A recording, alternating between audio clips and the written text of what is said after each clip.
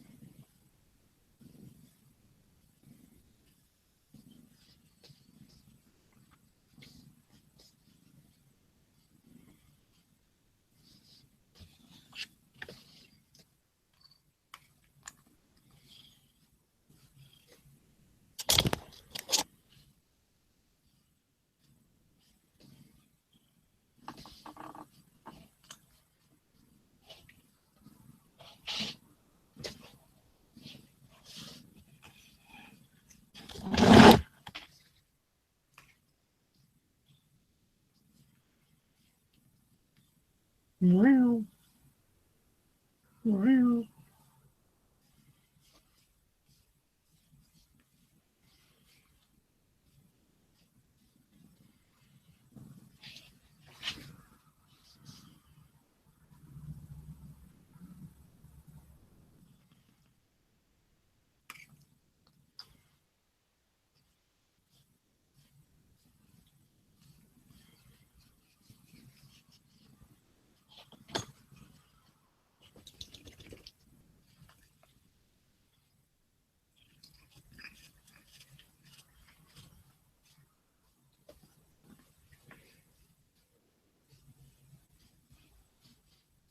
Meow.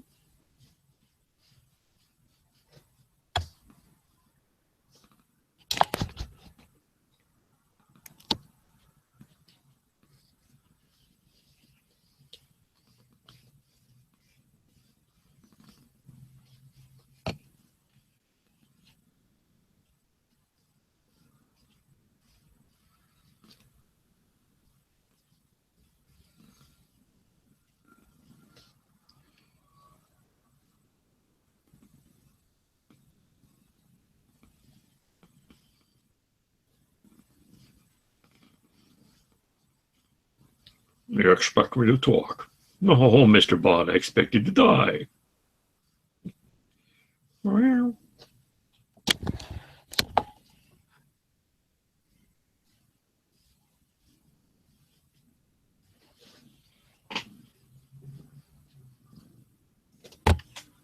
Grrr.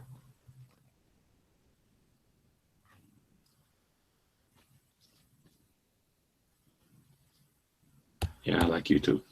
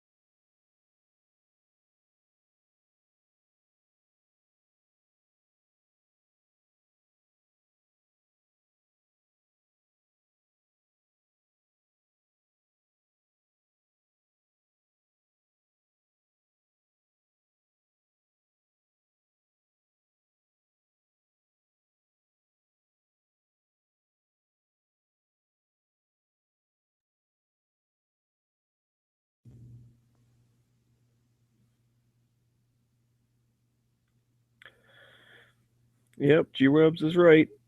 Room's empty.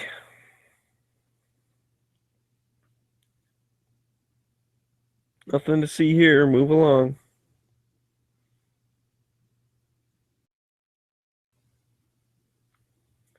But I'll hang out for a little bit if someone wants to jump in and say hello.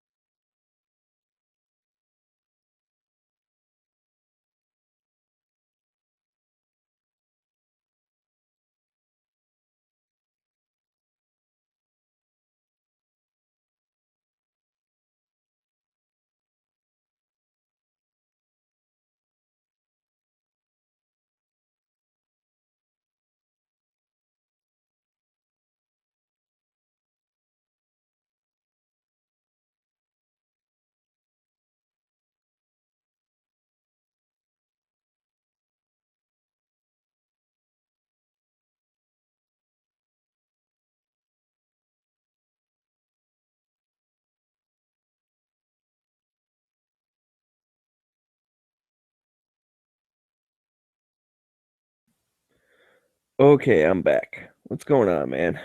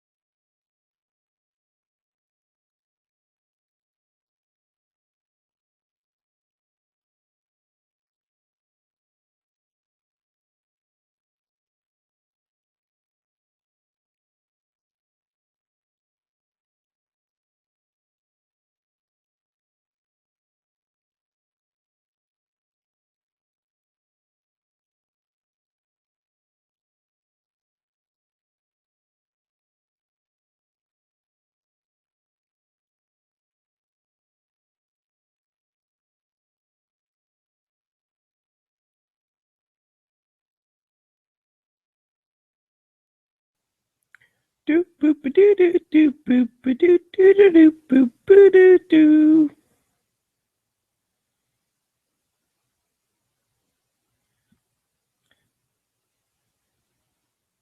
Is there anybody out there?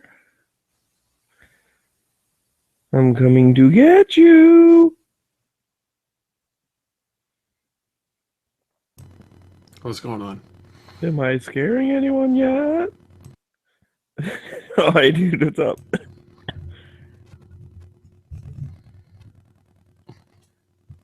Did I come through?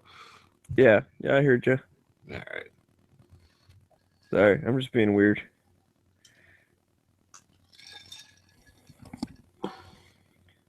It's one of my best qualities, being weird. I'm really good at it. I think most people are weird.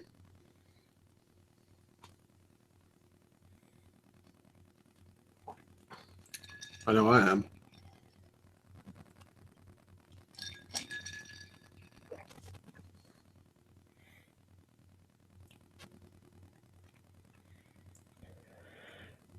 Oh, man. So what's been going on, dude? Anything cool?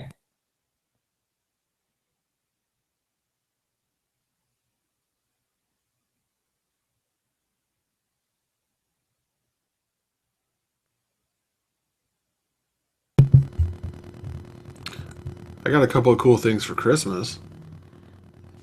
Oh, yeah, like what? A 3-day supply of Mountain House and an emergency weather radio that's like solar powered.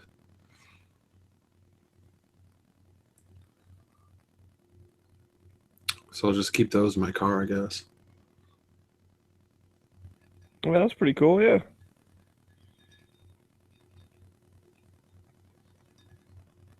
Yo, What's up, Navs? what's up, killer?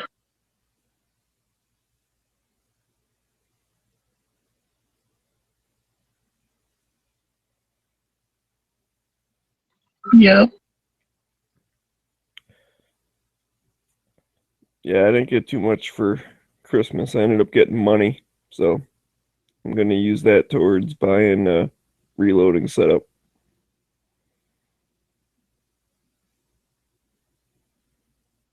did you ever get that safe?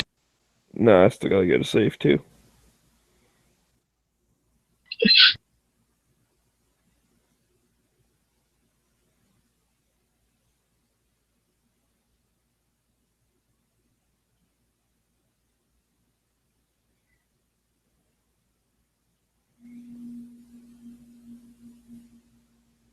Pretty dead.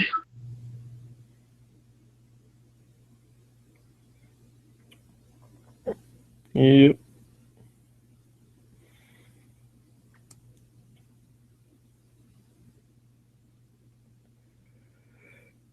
Oh, man.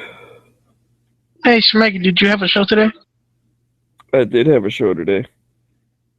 I missed it. Fuck. Well, it's on my YouTube channel because Night Strike wasn't feeling well, so I just did it on my channel. You can always check out Smeggy42 on YouTube. At what time? Well, now you can check out whenever because it's not live anymore. When can we watch Smeggy 42? You could watch them right now if you want. On Hit or Miss? On Hit or Miss, yeah. Is it weekly? It's weekly, Tuesday, 9 o'clock. There you go. It's a good plug. Nah, I kind of fucking failed on that one though. No, I liked it. That was cool. It was drawn out. That was a long one though. Yeah, it gets people's attention. I bet you they'll show up next week now and be like, oh man, this show's awesome. I heard a really long plug.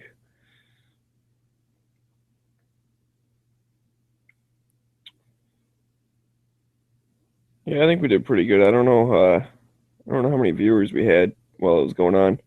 I never check like YouTube when I'm running.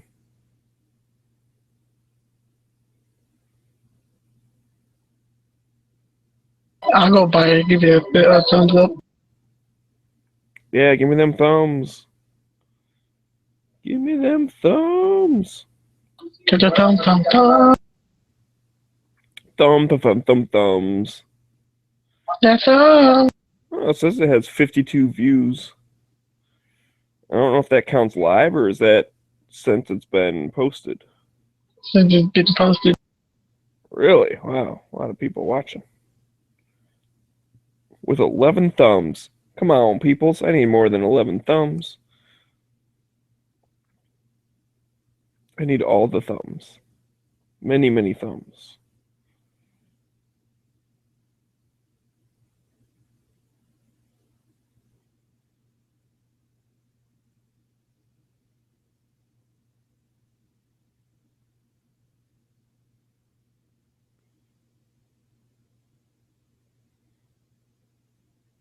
Have you got money, Smeggy? I have money, yeah. That's all they gave you? Oh, I got some other stuff. No, Got no new I toys? got a tactical stocking. You know, like a Christmas stocking that's all it has like Molly on it and clips and rings and things. And it had a flashlight and a folding knife and one of those like multi-tool credit card things and I gotta give you one of those. yeah, well I think it's cool. I'm wondering I probably can't fly with it because it's got like a little sharp part. So that's the thing. It's like I don't really want to keep it in my wallet because I don't want to forget when I go to the airport and get it taken away. Put it behind one of your credit cards. Yeah, they might still get it. I mean, I don't know. I travel with the metal, um, you know, 10, the first 10 amendments. I almost said 10 commandments. That's not right. But the Bill of Rights, there's Penn and Teller. I went and saw their show in Vegas a few years ago, and they sell like a souvenir thing because they have a whole thing in their show about traveling at the airport, and they're talking about this was kind of back with when they used metal detectors instead of like the scanning thing. But they're like, what you do is you keep that in your pocket, so then like it'll set off the metal detector, and then you can use a line and be like, "Oh, I'm sorry, I forgot. I have to give up my rights before I fly." And everyone laughs like, "Oh, ha ha ha." Which I mean, it's kind of true, but at the same time, it's like, well, yeah, but airlines, it's like it's the airline rules or whatever, so they can choose to not allow you to have stuff if they want. Because if you have your own plane, like if you're just a pilot or whatever, you can carry on a plane. Doesn't matter. I know of a couple guys that have their pilot's license that carry their guns on the plane. They like drive right up to the fence or whatever, and they have a key or like a garage door opener kind of thing. They open it up, they can drive right up to the hangar, and get on their plane and fly away.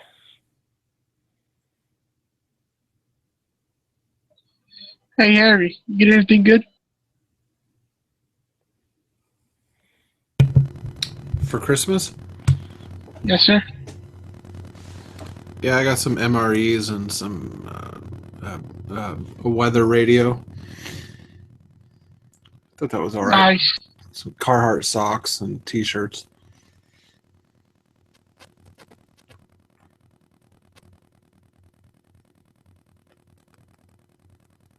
Yep.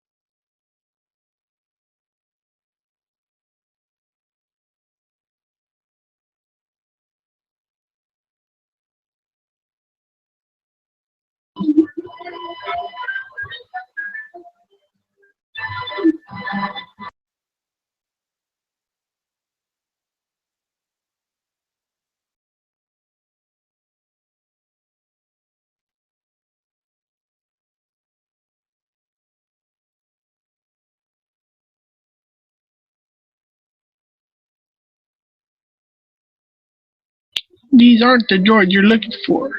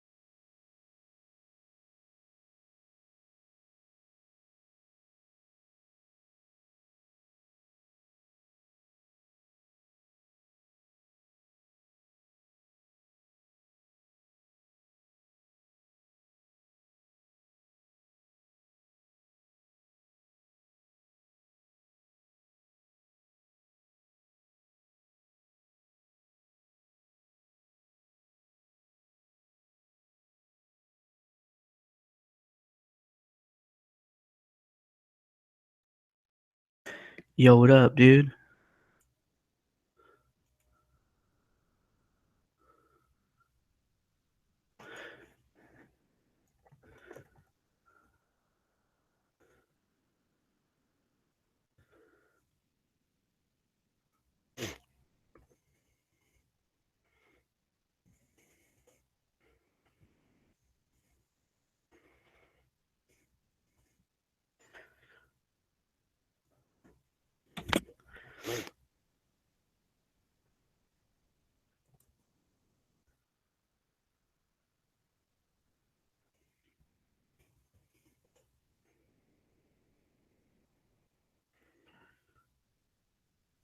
What it do, yo, man? Yo, what up, motherfucking Frobot? Who you calling football, motherfucker? Motherfucker. I'll fucking bite your ass. What's up, dude? Chilling like a villain.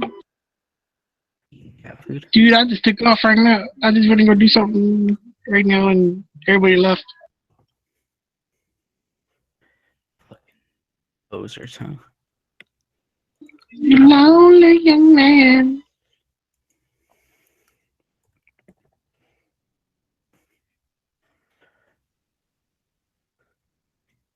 You got that north side Long Beach? Now we got the east side Long Beach, fool.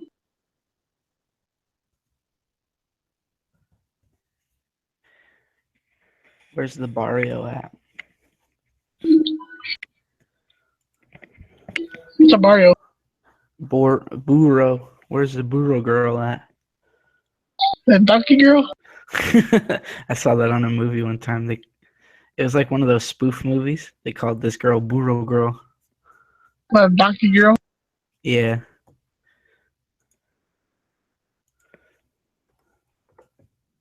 We call that Democrat girl.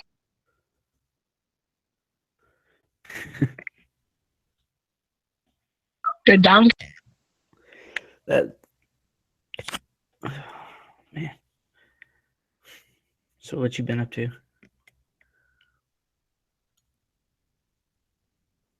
Bored as fuck. Yeah. Dude, I work fucking all day today. Fucking nonstop. Tell them how you feel. I won't. Reparations.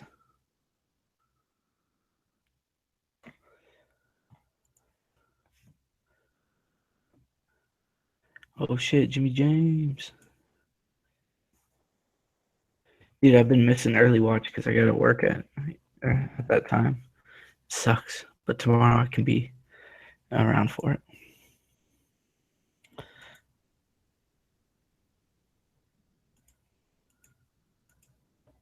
Then into the groove when you poop and you poop.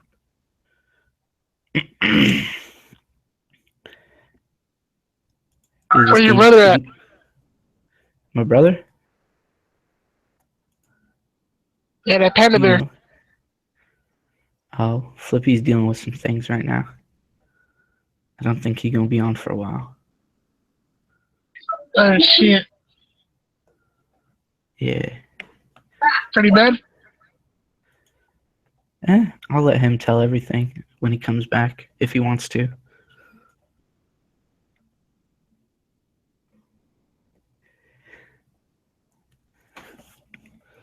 He got touched by Brandon. Sure. Dude, I got this Madonna song stuck in my head all day. Which one? Oh, it's fucking Dancing by Myself or something like that. Yeah. You know that one? I thought you put it like a virgin. No. Dude, it was on the radio like 3 times today. When I was working, I was like, fuck, I can't get it out of my head.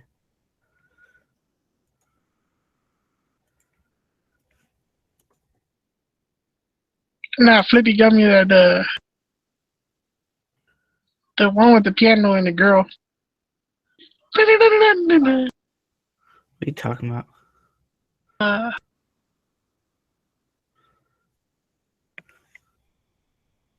The one with the piano and that one chick. Fuck. Hold on, I can Ray? do this one. Ray Charles? Nah, it's a girl and a I piano.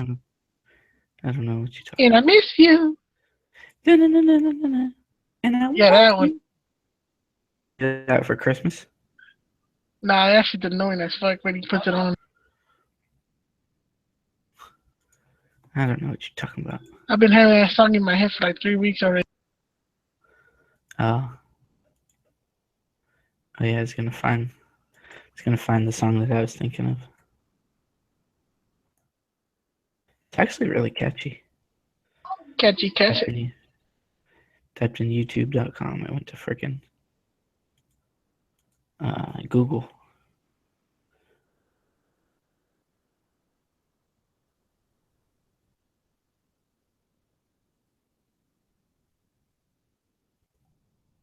Are you still playing that game, Steve? Yeah, dude, it's fun. I just turned it off actually. Like, fuck this, I hate the ball enough. What's that? Did you hit the mountain enough times already? Oh yeah, dude, I'm actually pretty good at the game now.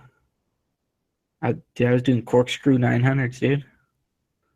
It's where you do like a flip and a twist at the same time. That wingsuit looks crazy. Yeah. It's fucking. There's like this one race where you have to be like really low to the ground for it to count your points. And that shit was crazy. Just a tip. Yeah, dude. Scrape my nipples on a rock.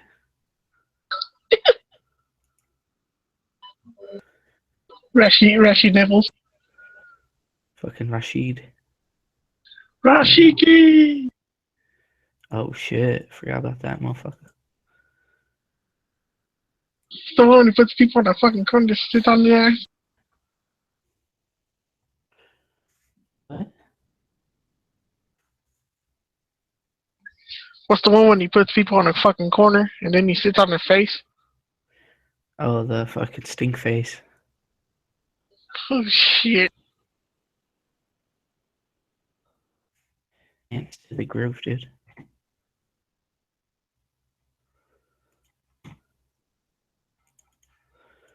You ready for it, dude? Ready for what? Just give that song a chance.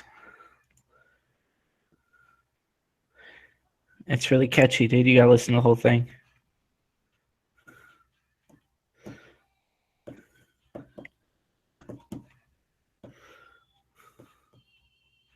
Dee, dee, dee, dee, dee, dee. I'm watching Ah, some- shit. What? It's some OG shit. Yeah, it is. Dude, I'm watching a Wham music video right now. Rest in peace, George Michael.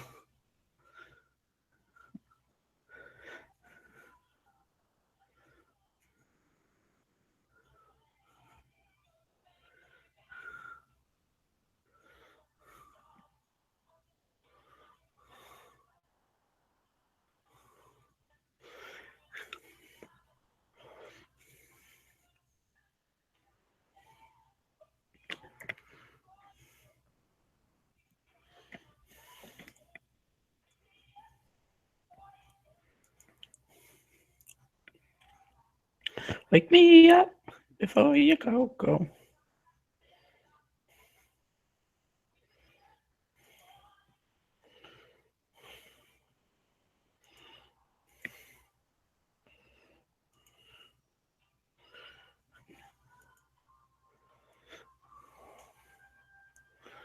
Jitterbug into my heart. Jump in.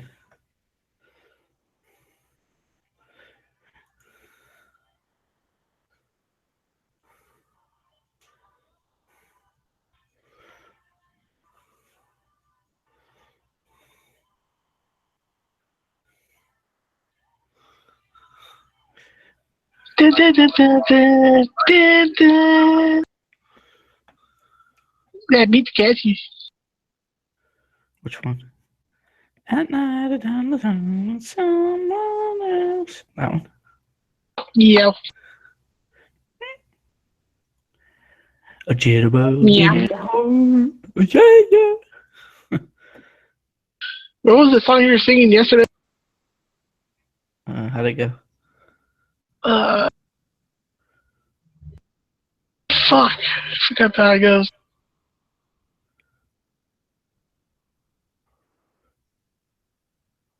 Tom Clancy or some shit like that?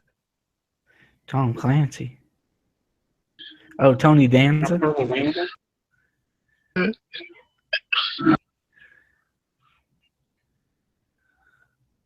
Tony Danza. Hold me closer, Tony Danza.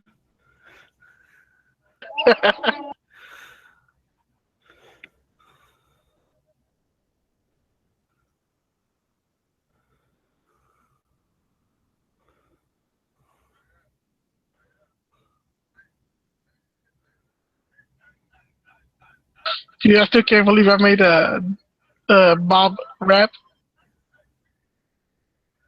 Bob Rap. Oh yeah.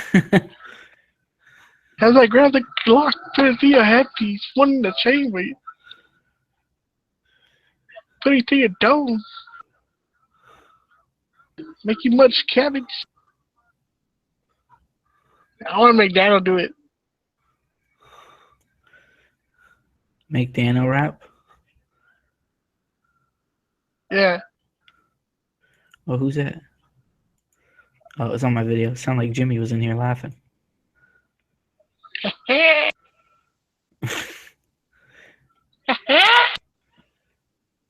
Tonight I want to dance with someone else. Get into the groove. Show me your dick. Whoa, that's gay. Too far. Too far, bro. Too far. Too far. No, Soldier no, I'm Boy. rolling. Too far.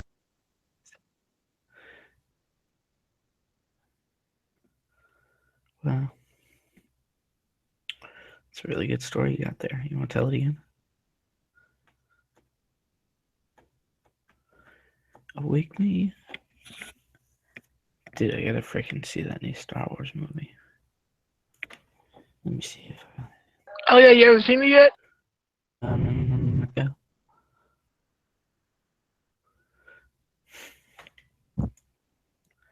You should have been with you instead. Wake me up before you go. About to watch it right now. Which one, a new one? Yeah, A New Hope. The new blow? You got Hublots? Here you go, Adidas.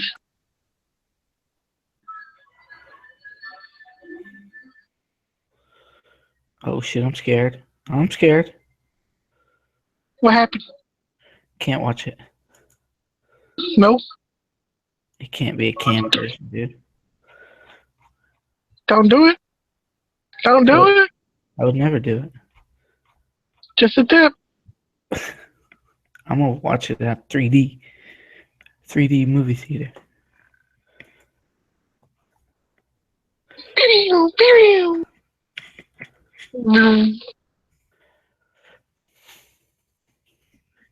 Yeah, anybody seen Dead Horse around?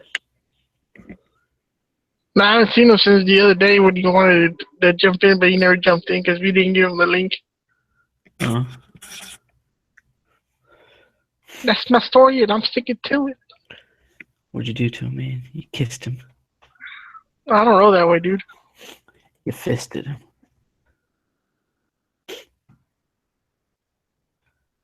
Well, yep, you didn't say no.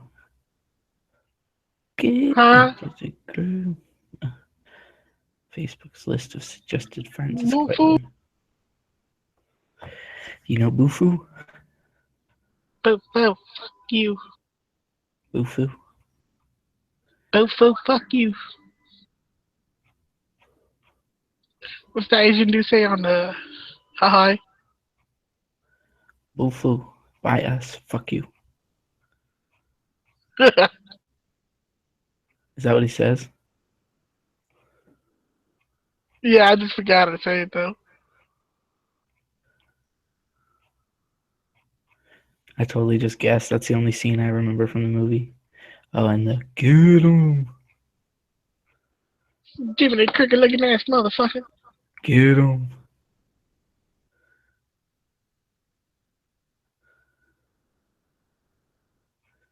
I just got yelled at.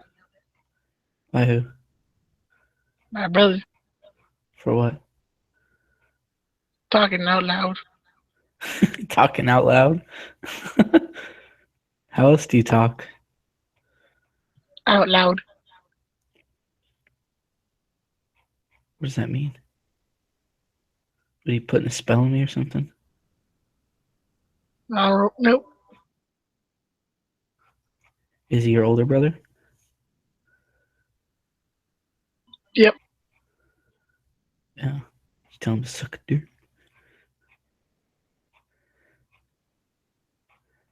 Tell him, dude. You can get in a fight, but leave your mic on. I'll be the one screaming. Ah!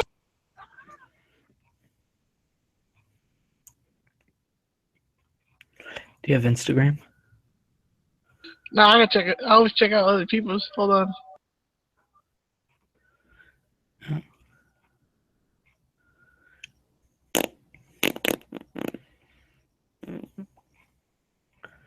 At night, I lock the door.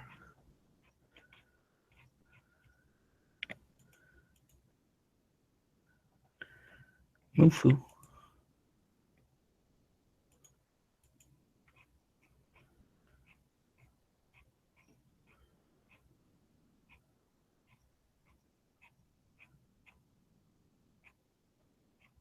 That's your new keyboard? Oh, yeah.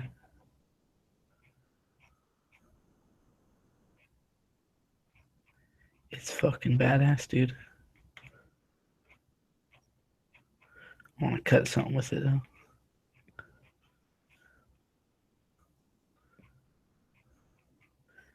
Like a deer. Or the neighbor pig.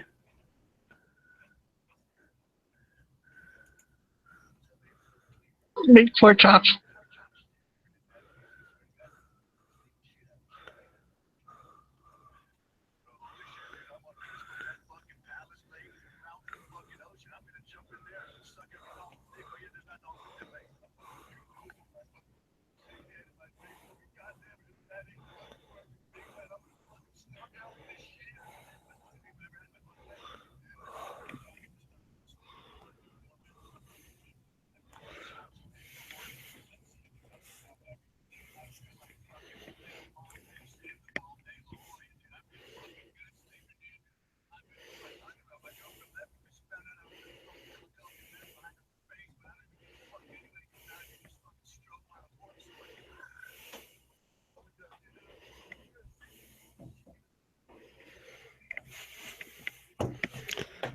Ah, poop. What are you doing? Ooh, that scam's cool. On your face. I'm coming. Fuck out of here.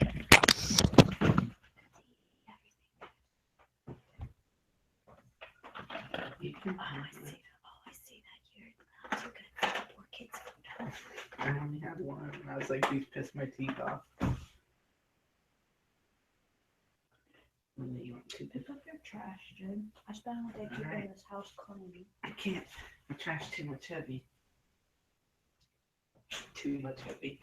You're an idiot, bitch. Just kidding. I love you, but bitch, you mean to me. Your day will regret it. Okay, Flippy's wife. Dude, not Flippy's on a fucking Christian Bible faggot on me. What do you mean? He's just like, I need to just pray and get the strength of knowing God again. And he'll decide my path. Dude, it's fun stuff. I'm not religious. Yeah, this isn't the Flippy that I like. I like crazy off the wall wild card Flippy.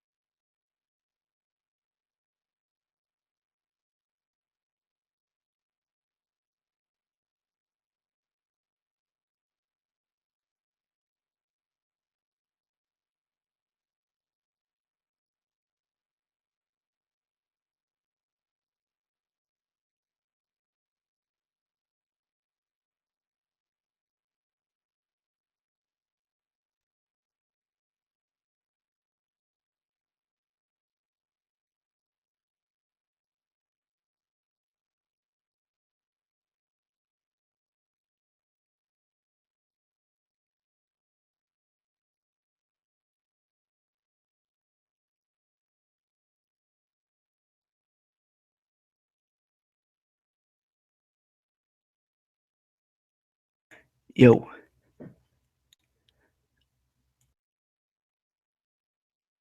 Yo, Why'd you mute me, dog? hold on, I'll type it out.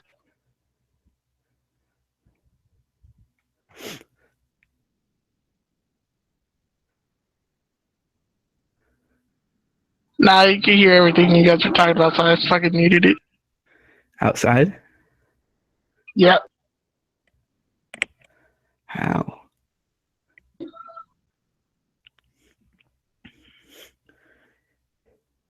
Hey, Gavin, pick up your trash.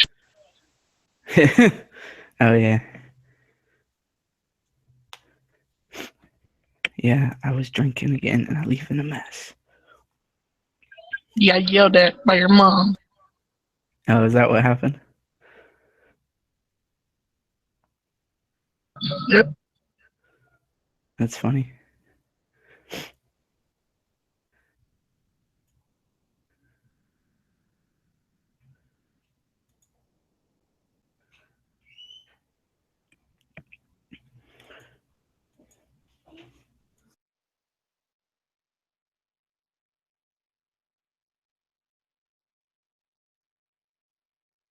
So what are you doing? Playing Forza? Oh, What? my brother's watching Star Wars. Which one? Which one's fourth? A New Hope? Yeah, I think so. Is old Ben Kenobi on it? Yeah, that one. That one. Oh. Peach Panther the movie. You ever listen to Riff Raff?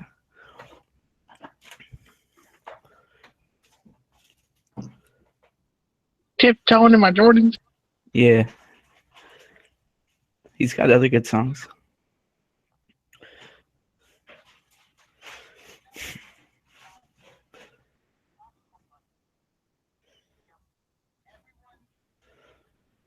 Yo, Harry, is that you?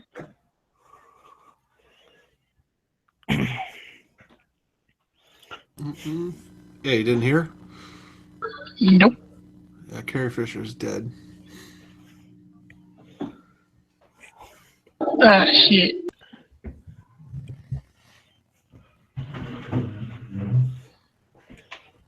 Whoa.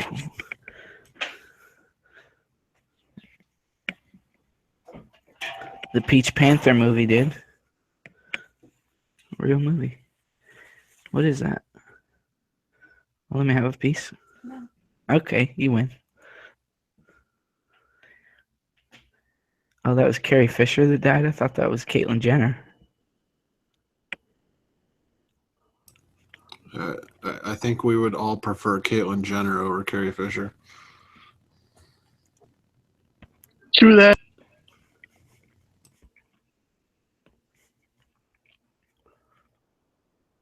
You prefer Caitlyn Jenner? Is that what you're saying? I would prefer Caitlyn Jenner being dead over Carrie Fisher. Oh, I thought you were telling me. Never mind. No, I know where you're going. I'm just teasing. Like, Star Jones, Caitlyn Jenner, or Oprah Winfrey. Oprah Winfrey. You're crazy. What is that, a F, marry, kill? Yeah. What about Roseanne, Whoopi Goldberg, or what's that one lady? Rosie O'Donnell. I'll take Roseanne. What was the first one you said? Can I kill myself? I'll take Roseanne. Yeah, what was the second one I said? I don't know. Roseanne? Who did I say? Roseanne? I'd marry Roseanne. I love Fuck, that. I can't I even. love that bitch. Roseanne and Whoopi Goldberg and when hippopotamus bitch. Okay, yeah. Yeah, Whoopi Goldberg. Tell your lady I'm sorry for using the B word. Flippy said he's sorry for using the B word. Or I mean knives. Hector Zeroni.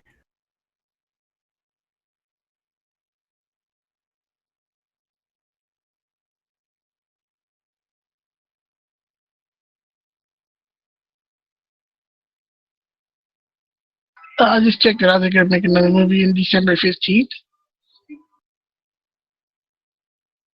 Part 5.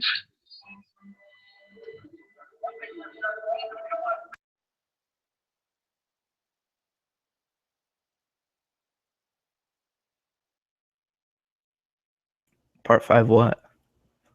They're making another Star Wars. Oh, yeah. Oh, they already made it. My brother said they already made it. Well, there's going to be a Star Wars movie every single year, like going forward. That'd be Okay. cool. As long as they stay good. The next one is in December. It's numbered 8, and then the one after that is going to be in the summer, and it's about Han Solo.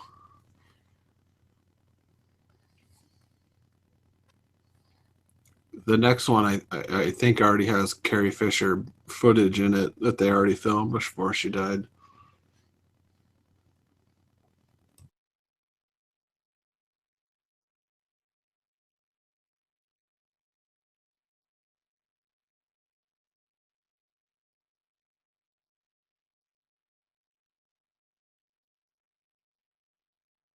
I know what after the Han Solo one was gonna be about. Whoopi Goldberg. Oh fuck no. Well, I do like Sister Act. That shit was funny. Yeah. Dude, she was pretty funny. Then she after the all coming out some hentai. Yeah, she came out all crazy. She must have experimented with DMT.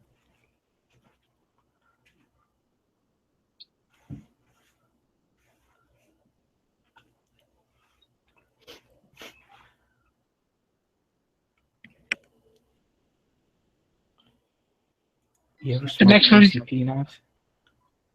Man, don't ever ask me that shit again. What were you saying? The next one, what? The next Star Wars it should probably be with Yoda or some shit. Dude, yeah, they should tell a origin story for Yoda. Yeah, but I was talking to the other guys. They say it might come out all fucking how you say CGI.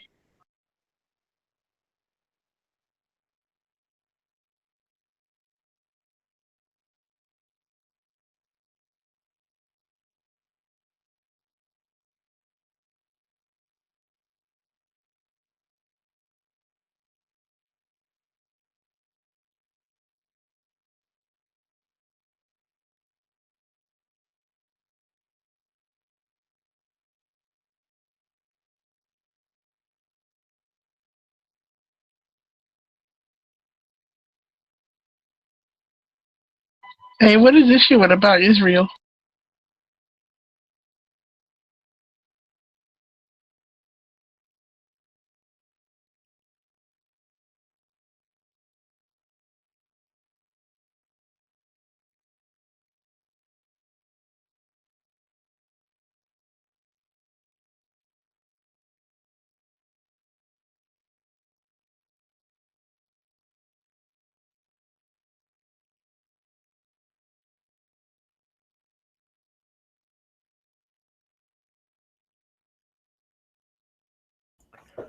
Hold me closer, Tony Danza.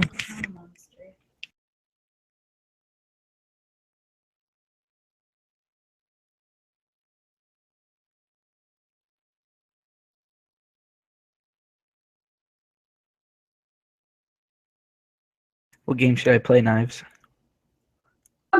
Booty. I don't know what the hell that is. What's that?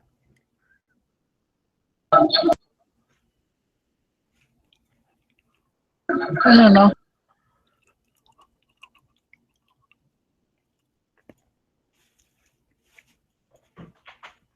Battle Camp. What?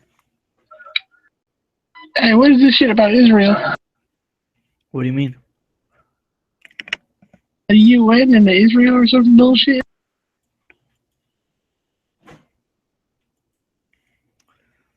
I don't know.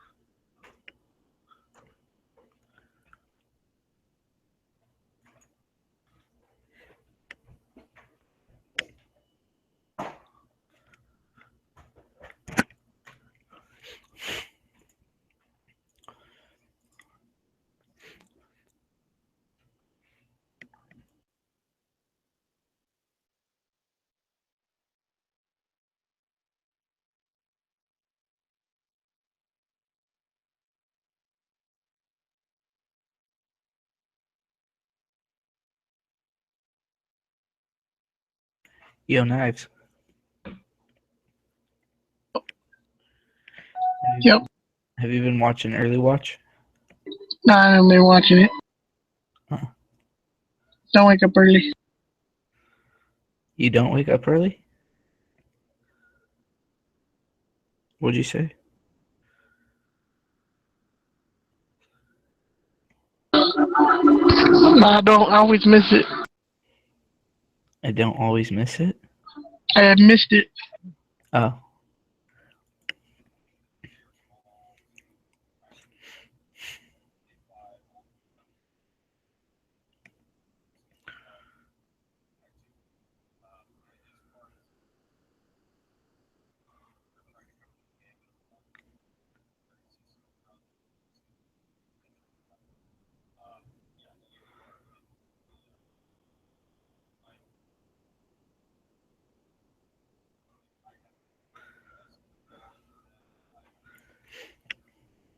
Yeah, I'm gonna rewatch Jimmy James's Early Watch.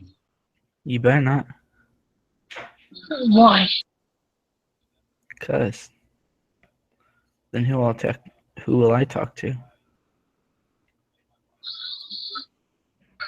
Later on. Don't yell at me. Yeah, okay. You wanna fight? Put 'em up. Put 'em up.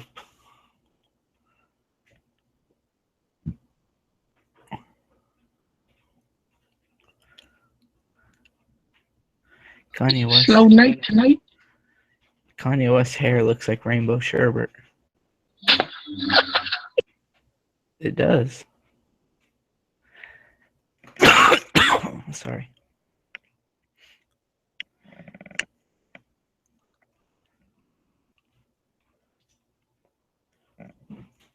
Yeah, that is the best ice cream.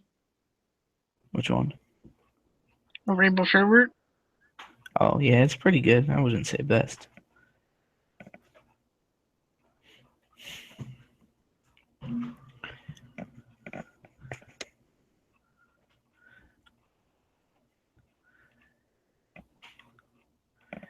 Fuck out of here.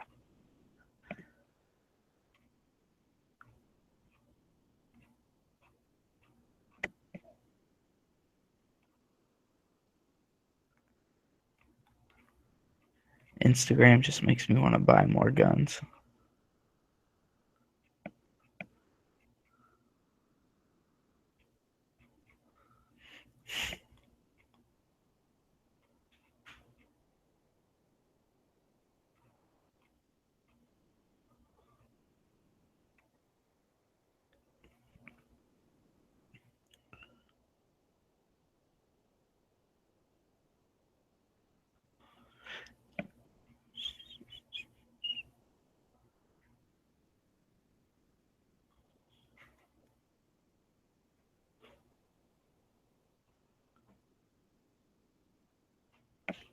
Do you drink soda Knives?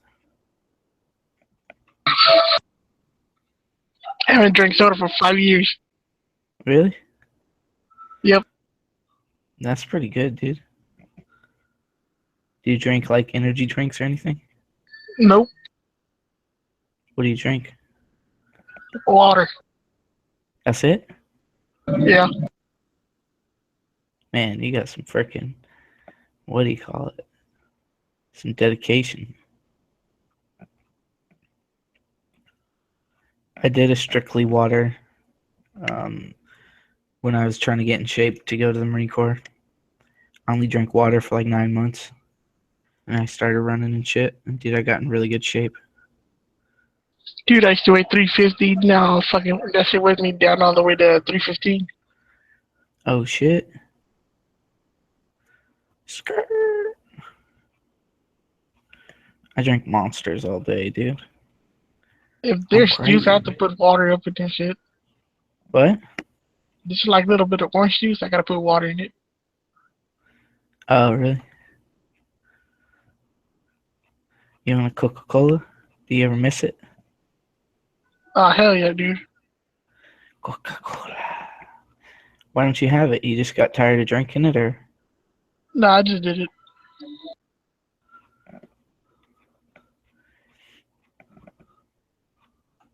Plus, I was too big anyways. Can you fight? Well, Daniel asked me that shit, and I just stayed quiet.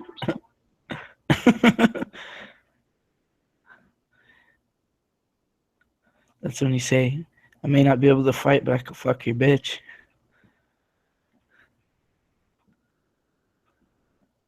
Or is that too harsh? What? Nothing. Hey, Harry, I agree with you.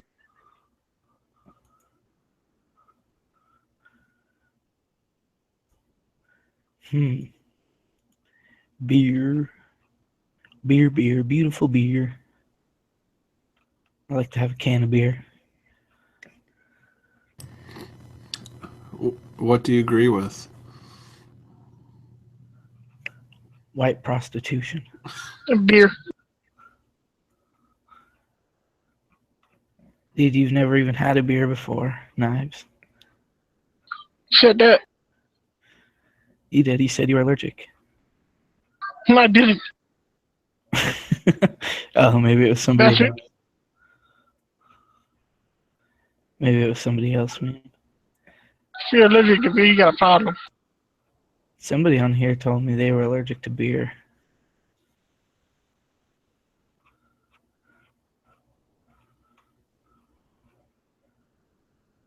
I thought it was you for some reason. How often do you drink? Not much because I'm broke. Oh. Just go panhandle, dude. Make a lot of money. In front of 7-Eleven, get quarters and shit. Dude, I hate those people that ask. Go around the back, take off the dirty clothes, get in my suit, and get in my Beamer and drive away. Yeah, something like that.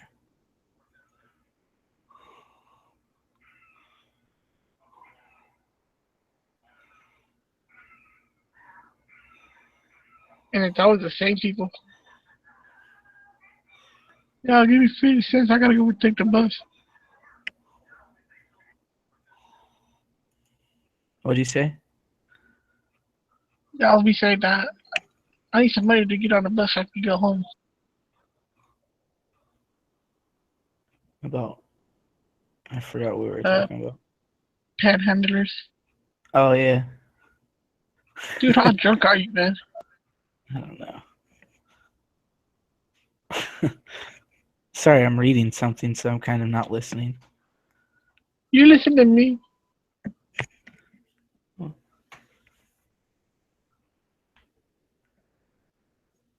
don't know.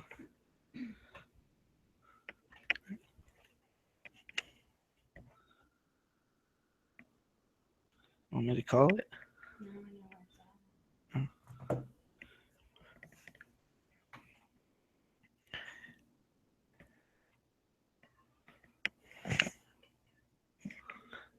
What?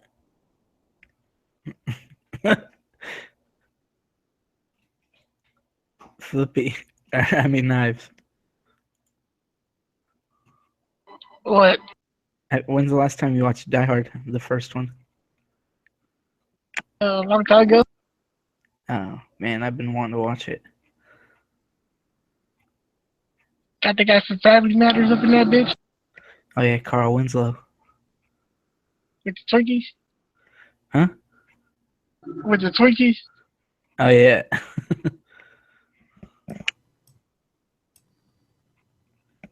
I like when he writes, "I got a machine gun now" on that one dude's shirt. And ha ha ha. That's really a Christmas tradition, watching Die Hard. Yeah, it is. I think it's the best Christmas movie ever.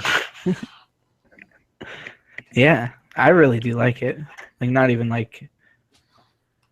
I think it's my favorite one. Hey, which is And the then one with Danny Glover? Number 3, that's my second favorite one. And then I'd say, what's the one where there's a fire sale? Where they like those hackers and stuff. Part 3? That's it's gotta be part 4. I think. I'll Google it. With the fucking dude that played Hitman. Which is the one with Danny Glover and the other dude that crazy Mel Gibson? That's that's That's Lethal Lethal Weapon. yeah. Was it Lethal Weapon in Christmas time? Oh, I think the first one was.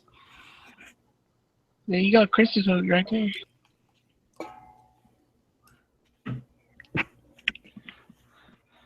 Oh man.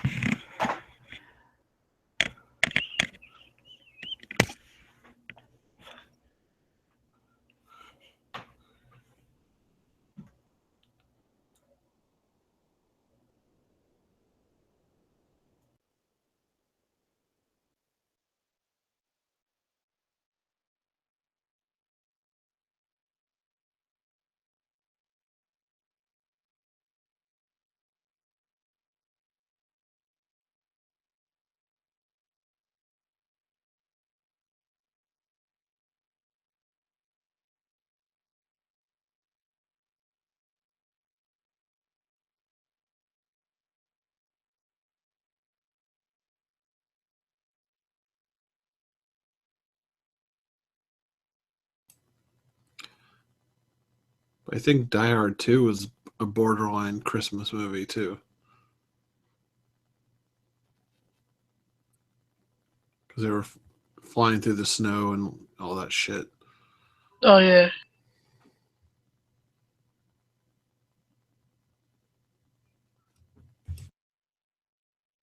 What about part 3? No, part 3 was in New York City when they were running around and that guy was stealing all the gold. Yeah, Hans Gruber's brother or cousin or something. Yeah, he's like, yeah, you killed my brother and all this other shit. I didn't like that one lady that had the knives in that movie. Well, Samuel L. Jackson was really good in that movie. Yeah, he was. That's the best part. Yeah, he was pretty enjoyable. He's like, Jesus, Jesus, Jesus. He's like, weren't they calling you Jesus?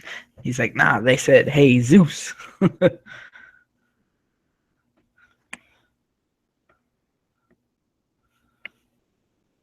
Well, fuck me, right?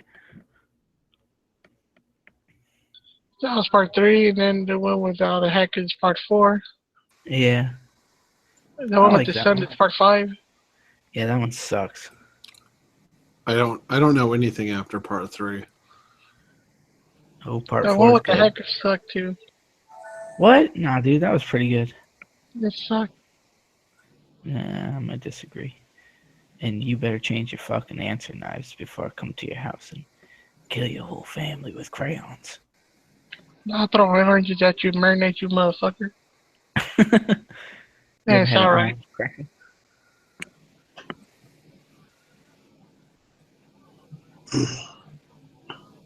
How? How? How? Mataha, hey. Mataha, nana. Tatonka. Dude, he's casting a spell on us now, so we gotta get the fuck out of here. No, I only do that in Latin.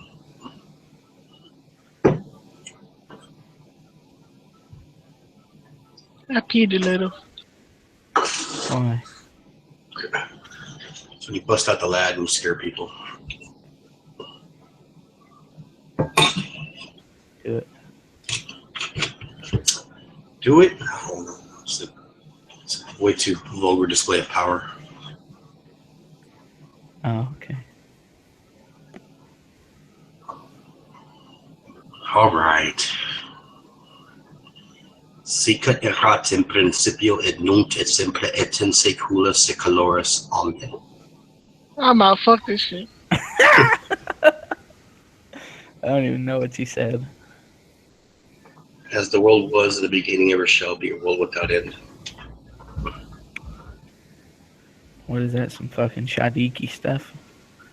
Yeah, it's in the Bible. Bible. You know what God said about that, right?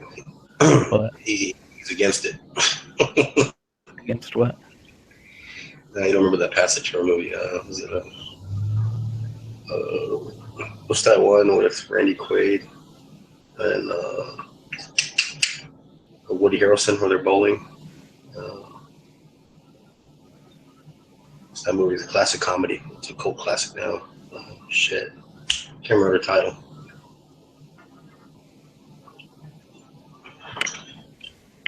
Roy Munson. What the hell's the name of that movie?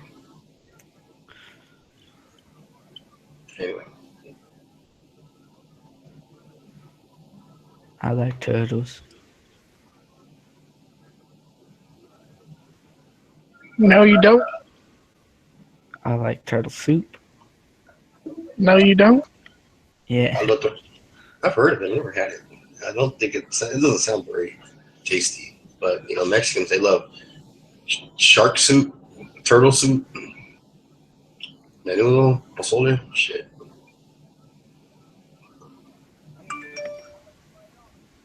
Here, So something. Menudo, no. Caldo tortuga and caldo tiburon.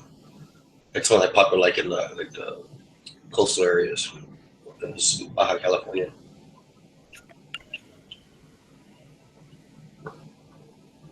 Never been there. I want to go and visit Mazatlan. Excuse me.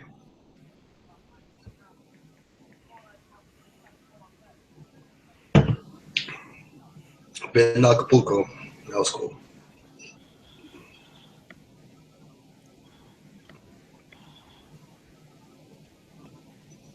But where's everybody? I don't know. It's me, Snakes. Spilskin. Holding out for more money. They want to get a raise from the nickel. Participating. Oh, damn. That's a cool Jeep.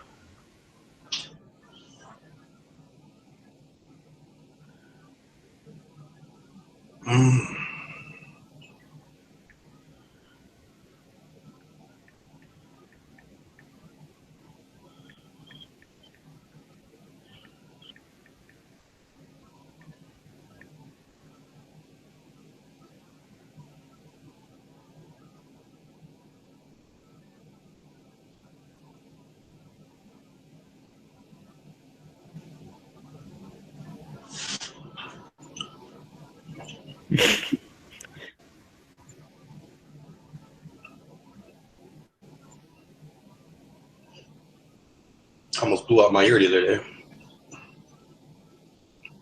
Luckily, I'm starting to get back my hearing properly. From what? That new brake I put on my rifle. I have those Surefire hearing protection. They do pretty good, but I must have. I got one ear that's weirder than the other. I don't know if everybody has two different size ears or they're not all pretty much the same size or whatever.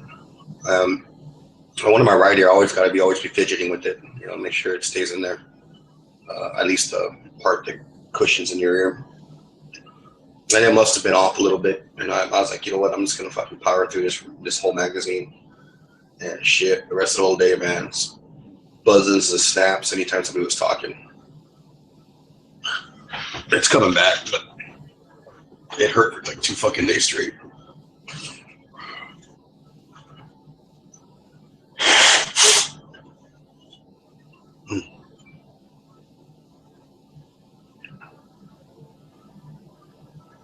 I bought those decibels. I need to shape those and give those a shot. Those are the ones that completely go inside your ear, contour specifically to the contour of your ear, because you custom mold them.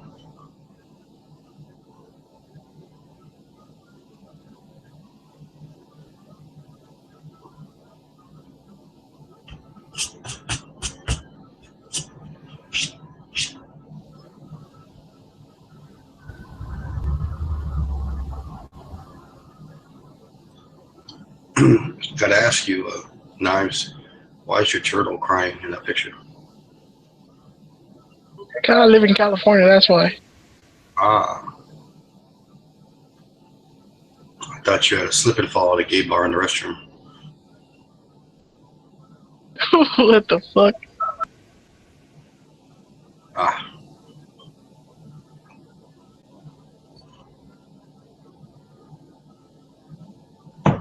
Wake up with the gay paramedic on you. All right, Poppy. Too far.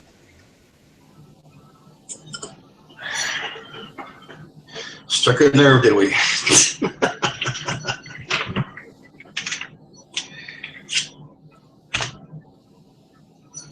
Bienvenido a Miami.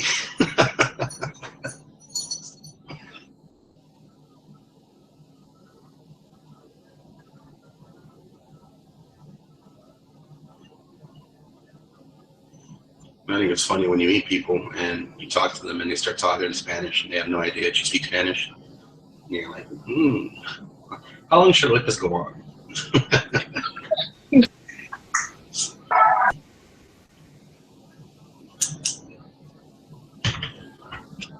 And then they'll be introducing themselves to somebody in Spanish and they'll be like, sí, hola, yo me llamo. And they look at you, what the fuck did you just say? Yeah, they be talking shit behind your back the whole time. Like, you wait. And then, ¿hablas español tú, joven? Sí, seguro. Ay, pues, buen hecho. Hola, chinga, cabroncito. Te raya la maceta.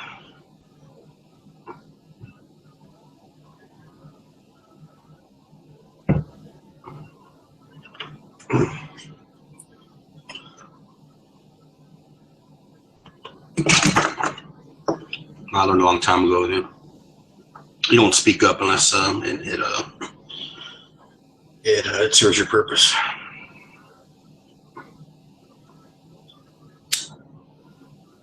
You ever seen them white toy soldiers? No. You probably have. It's a movie like in the late 80s with Sean Austin and the Goonies. And he's like in this private school for, a bunch of rich kids that got kicked out of all the private schools. And these Cuban terrorists take it over to try to get their father. One of the leader of the Cuban terrorists trying to get his father out of prison by holding all these rich kids, hostage.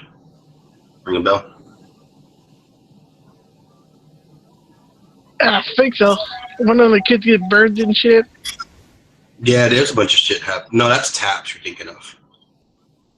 This one's a older movie, or a newer movie, not newer, but compared to Taps, Taps is like early 80s, where that kid got burned in trying to get the generator going. No, this one, there's this part where they're like getting all the paperwork on all the kids to see who they are, who their fathers are, so see who they can put pressure on to get compliance with their demands. And all these kids are really wealthy, or their parents are really wealthy. and there's this one Mexican kid or Hispanic kid.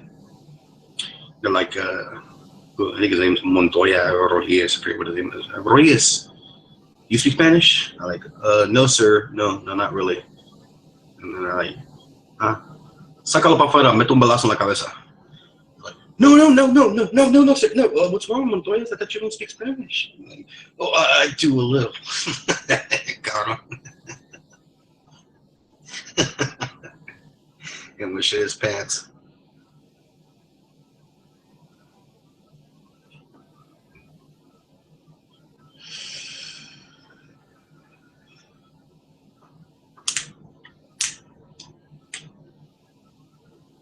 You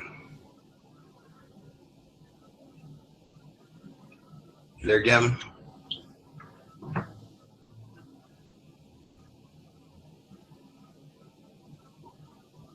Yeah, he knocked out. What? He's not there? He knocked out. Crashed out or what? There? Probably fell asleep. Yeah.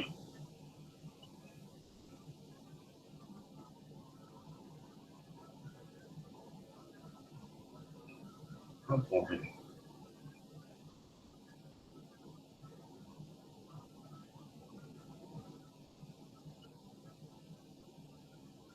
I'm out, man. I really gotta go to sleep. Shit. All right, we'll take it easy.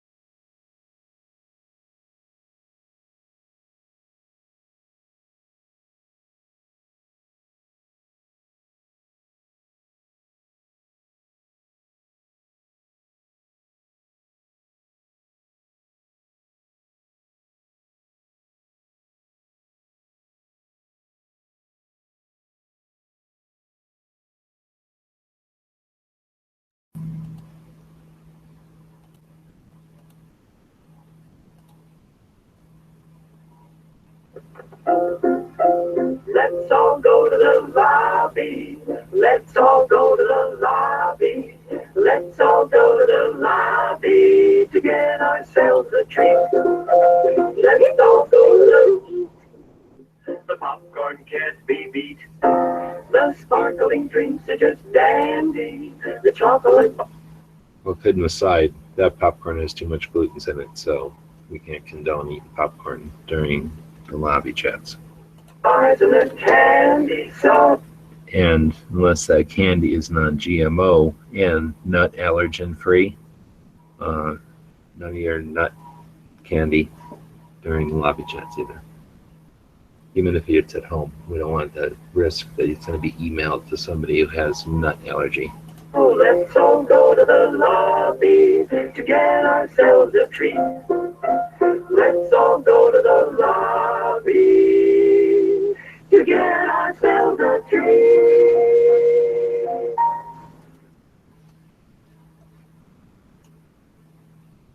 That's what we call it, the lobby. This is the link to it. When you click on that link, it'll open up a new window. And then you click join. And then you'd be in the lobby. And then you just say things. And then when you say the things, they're going to go into what's called a microphone, which is nothing more than a diaphragm, I think, still. Maybe it's a piece of quartz with some little wires hooked up to it. And when that vibrates, then it turns that into electronic bits. Bytes, little dots and squiggles, and then it throws that information over Al Gore's internets, which is a series of tubes, out into Google processing computers, and then that turns it into a sound, and then it gets redistributed through a whole another set of tubes, the outgoing tubes they call them, and using the various throughputs out to your computer's sound tubes, and then they go to a speaker, which think of as a speaker as like a giant drum with a trickle of water hitting it, and the trickle of water is the sound from other people. So it's a dumbed down technical description of how these chats work.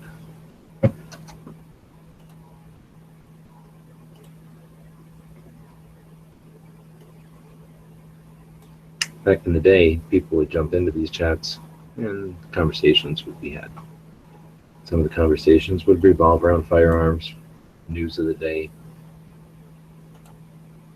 events. Not always.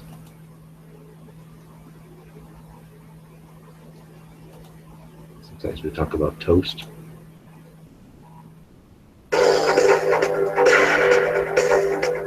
What? Is it possible to have a tactical quiz in the middle of the lobby? The lobby is completely unregulated. There's no rules in here.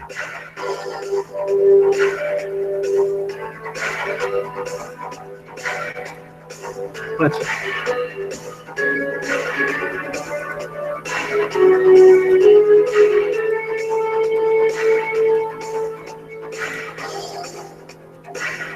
So according to this then, the rules of the tactical quiz are, let's see, first one to ID that gun gets it. You get 30 seconds. Less than 30 seconds now. Less than 30 seconds. There's just so much audio, maybe we can handle it.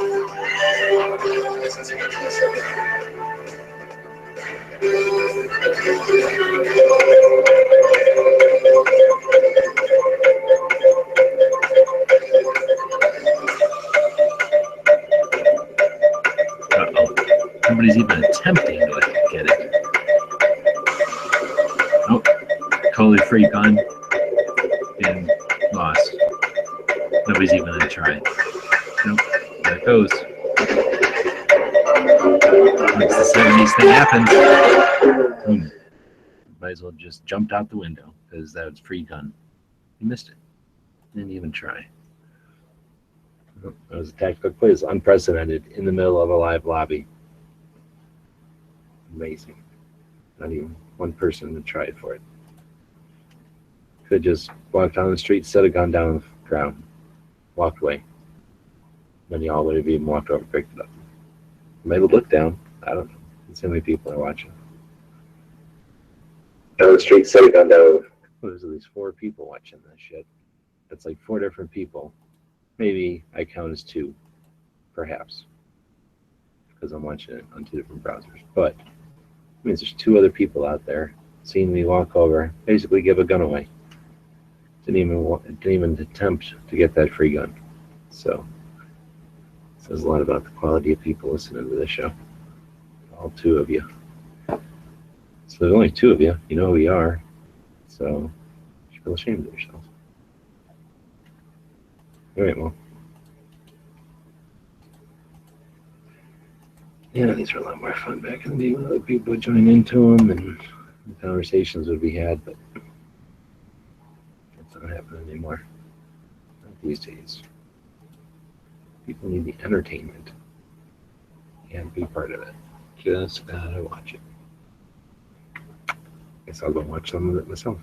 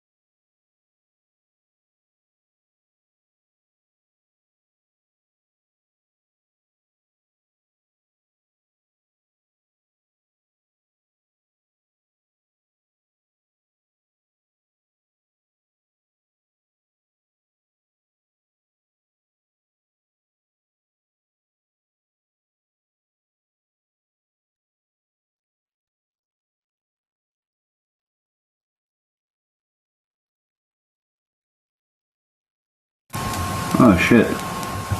What happened on G-Webs?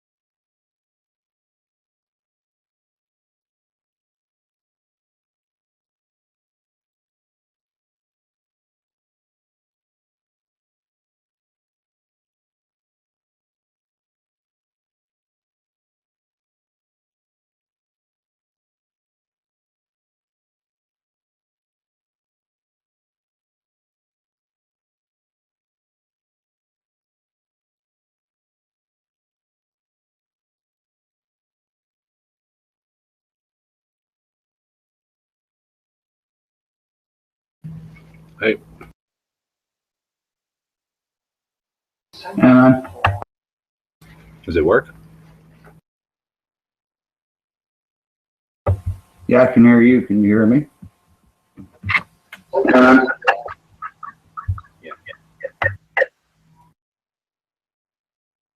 Wasn't sure before if it was even working. Seems to be.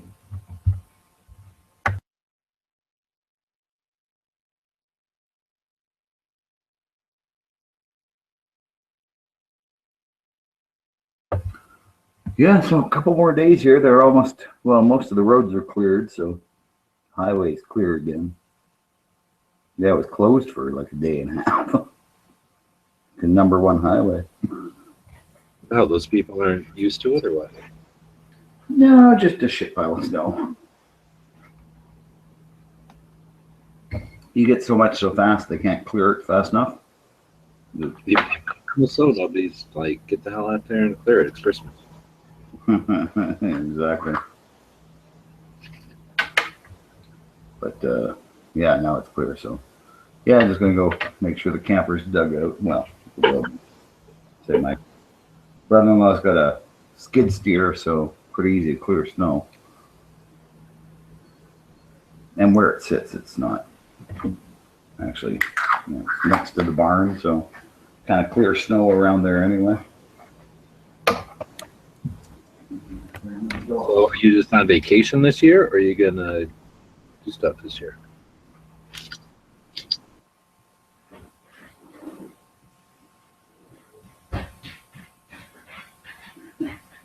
Pretty early.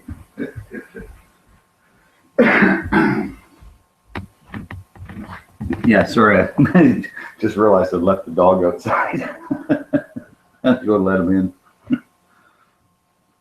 He's sitting by the door going, what the fuck, dude? It's cold out here. So when you come down this year, is it just gonna be for vacation, or are you gonna try to do stuff when you're down here? Oh, no, I want to do stuff. I want to get some, well, at least get some touring done. I want to do some vacation. Some.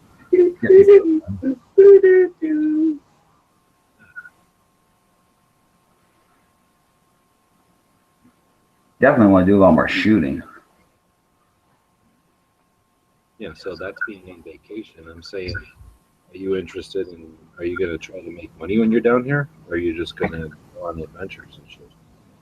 No, I kind of want to. I wouldn't mind trying to make some money, but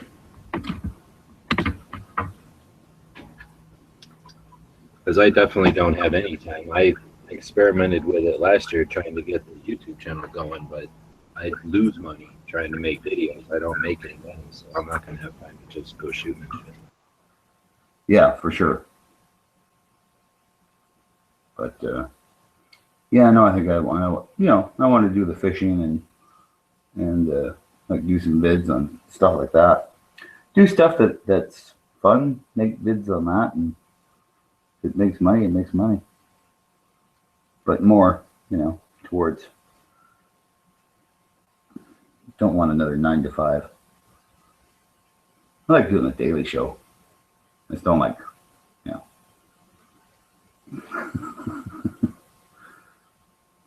9 to 5. Yeah, well, if it doesn't start making money, I can't keep doing the daily show right now all day. I'm gonna have to go get 9 to 5. Yeah. No, I was thinking it'd be nice if we could make the daily show make money, but yeah.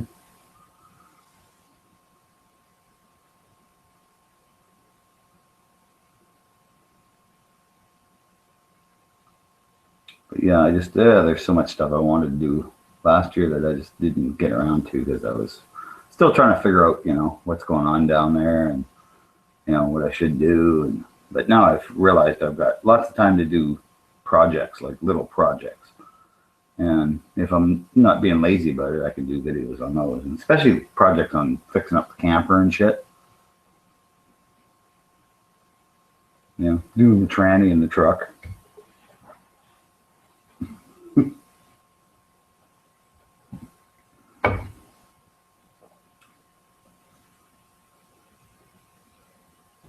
Well, realistically, if you want somebody to watch a video on changing transmission on a truck, it's either got to be technically, like, where somehow add something to the technical side of the conversation, or something on the entertaining side of the conversation. Right? Oh, I'm pretty sure it'll be entertaining. There'll be lots of smash knuckles and stuff. I mean, is there a market for that? Do mechanics watch that shit, or do mechanics come home and not care about mechanic shit? I guess what I'm saying is if it's, I don't think mechanics watch that shit. Unless they watch it just for the giggles on like, oh, what a fucking dumbass. He's doing it the wrong way. why would anybody do that for their occupation? You know what I'm saying? So maybe for somebody's like, I don't know, interest.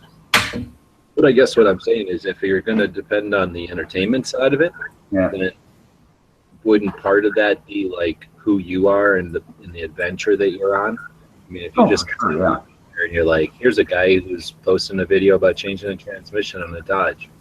That's not the same as like, you know, being part of a 6-month-long epic like log or a bit of log or something. Yeah, that's what I'd like to do this year. I mean, I was going to do that last year. Like, I mean, as I was like the day I was leaving, I took a video of the camper and the truck all hooked up, said, well, I'm heading south, you know, but then never uploaded it. I don't even know what I did with it. Yeah, I'm fucking the same guy who was there with you. That's why I'm bringing it up. You're gonna go through a whole nother year of like, oh, I coulda, woulda, shoulda. Or are you going to start fucking doing some fucking video? Yeah. You said like a week left before you leave. Why not get your shit together and start posting videos today? Yeah. So that when you're on the road, you're not figuring out how to learn how to do videos on the road. Yeah, that's true. Yeah, I know. It's just like me being lazy.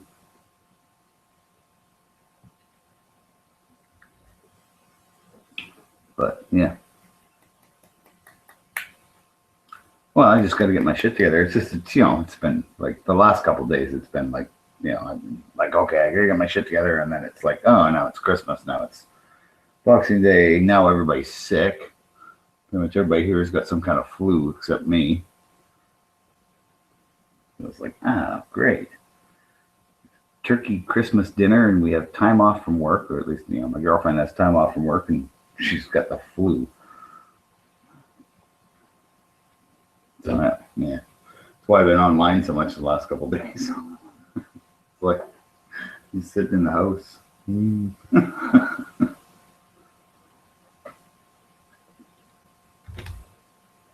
But yeah, I got to go up tomorrow and clean like 1.5 feet of snow off the hood of my truck, and I haven't even started my truck in like 3 days. It's just been because there's been no point.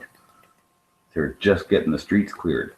There was so much snow. Like now I could drive through it, but what's the point? It's not like I'm going to go up the highway. They're closed. But yeah, I got to get back to Brandon. Like I say, get the trailer hooked up. Just do those final checks, and don't tell Dano, but yeah, I am going to check my air pressure, but it will be good because, I did that before I left from here, so. All right, well, it's like got to be the 50th fucking time you told me your fucking plan, which is shoveling snow off of your fucking truck, which it could be more obvious. I guess my fucking frustration is that you're about to drive from Canada to Vegas, then hang out in Vegas for like a week or more, probably 2 weeks before anybody even shows up over there. Yeah. You're going to drive past all those gun shops on the road, and you're going to go, oh, I probably should have hooked up a video camera and done some video. Yeah, I will actually stop a few places. Yeah. Yeah, I bet. I'll have to actually look at a map this year.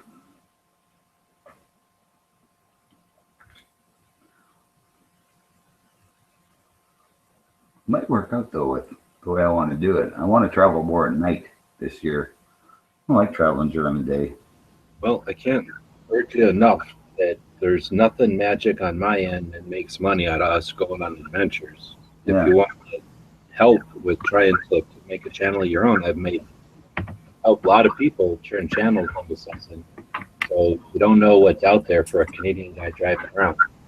I can help with that, but I can't tell you more than I can that just driving down here, I ain't gonna have time to just hang out and make videos about going fishing and shit like we were hoping. That only works if there's money coming in from watching those videos. Yeah, that's true. I'm on the other end. I have zero funds. I'm like debating whether or not I'm even going to SHOT Show because of funds. Like, I'm not waiting for you to come down so we can have adventures. I'm fucking about to sell my last couple of guns so I can survive another month and then go find a job that I don't have to be desperate for some fucking job. Yeah, for sure, man.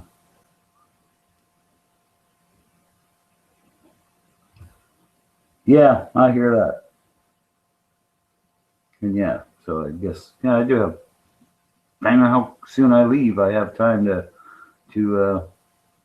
like I said, especially if I drive at night, which is what I plan on, and I'll get there kind of in the morning, sleep in the morning, and then get up around noonish in order to, you know, get some shit done. So that would give me time to hit a gun store if there's a gun store in the town I stop in. So then it's a matter of just planning. That's my biggest problem, is planning.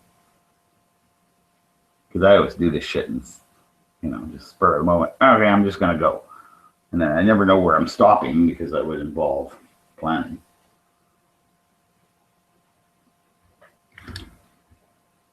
Just make video of how fucking disorganized I am.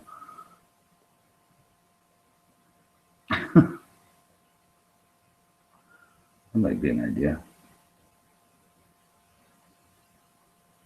Anyway, speaking of planning, what is it, 12:30 here? Yeah. You never know, people are going to dig. Well, that's true, eh? I mean, I was looking at some video tonight. What the hell? Well, not tonight, yesterday. But some girl who's just like, you know, hiking the Appalachian Trail. And it was, I don't know why I was watching it. It's because, you know, somebody was asking her about the Second Amendment.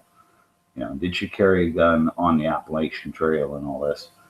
And anyway, she went on to explain she was a big Second Amendment supporter. She liked guns. She shot guns all the time, but she didn't take one on the trail for these reasons. And it was, you know, because of jurisdictions and concealed carry or open carry laws and blah, blah, blah. She had some reasons for it. I didn't really accept them, but, you know, that was her. But, yeah, it was like, she has like, you know, her channel's only been up for like 6 months, 4 months, and she's got, you know, 200,000 viewers, you know. And she's basically, it's like, this is the camping gear I take while I'm hiking the Appalachian Trail, and she only hikes it, you know, for a month or so, and then she gets a job or something, whatever, I don't know. I didn't watch that many of the videos, so I'm not really sure exactly how it works, but yeah. I know when I was a kid that would drive around taking photographs, and he got paid about 6 different ways from what he was doing. So it's possible that if she's got that goal of going on a walk down that trail, maybe she's got a deal with the boots, a deal with some pants or something, a deal with the backpack, and then maybe some deals with some magazines to write articles. And then, you know what I'm saying? So the fact that she had 200,000 clothes might not be necessarily engineered, but it's not necessarily a coincidence either if she's got a bunch of relationships going. Yeah, that's true. Also, then, you know, you can do stuff and it can, you know, you can wait for a chance to happen, or you can do stuff and then put a lot of time and effort into it every day and, you know, put work into, like, let's say a blog, because that's, I think, what would be your best thing. And then, you know, you can either do a blog every day and then make that your goal, or you can do a blog every day but make your goal to make a living off of that blog. And that would be every day getting out there and finding new people to network with it. Imagine if you had a blog and you were driving around traveling with your dog, the crazy Canadian in his camper, Biker Bob in his camper, and then every time you stopped by some roadside place, you were like, hey, blah, blah, blah. Yeah, I'm going to hook you up to my travel blog. And now it's not some crazy gun shit. Now you're just saying, yeah, I'm a crazy Canadian doing travel in the United States, travel blog. Nobody's afraid of that. Everybody's down with that. And if every place that you stopped and bullshitted as you mosey hooked up to a link, that's why I'm saying you got potential there to have some serious coverage. I would say people that are just traveling would be interested. People that are looking for that entertainment because you're going to be crazy, like, would be interested. People that are interested in a little bit of history, but, you know, buttered up with your Canadian wisdom or whatever. You know, angles on that. I think you should do a fireman calendar, Bob. Just all Bob, though? Just dressed up as... Yeah? I don't want to do another one of those. Pictures of Bob, shirtless, Putin. Bob and hoses and calendar. And Putin. You got to throw Putin in there because, you know, you guys can do both shirtless, you know. I mean, you're sitting on a gold man, Bob.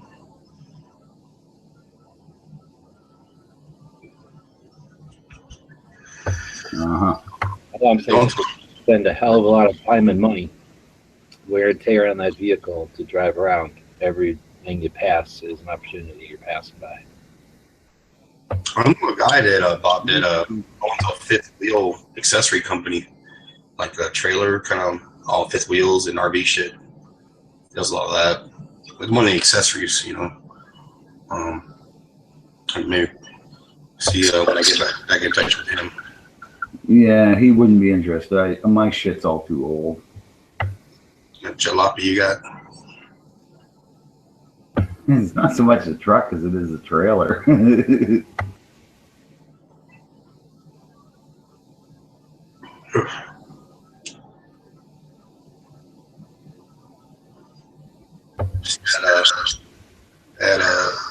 On Instagram, I got of my daughter shooting a musket pistol. I got a bunch of hits, man. Like almost like 3,600 hits. Pretty interesting. Oh, that's kind of cool. Yeah, she shit. I don't know, like, because you know, I was always a shitty shot when I started off, and it took me a while to kind of get in the tune where I call myself a decent shot. You know, hit center mass all day, but she's it just takes to it, man, so quickly. It's like wow. And I mean, she's shooting my Glock 19. She's 12, and she's hitting that steel IPSC target at 25 yards away. Couldn't you buy her a cap and ball pistol, and that could be hers legally because it's not a gun? Well, I'm not concerned with her. She has access to my guns, you know, via me, you know, when we go shooting. So she's only 12. Yeah, but this could be hers, man. A nice little Navy Colt. Like, think a little shopkeeper's Navy Colt. That would be perfect for her. Her first carry gun when she was 12. I built her an AR already.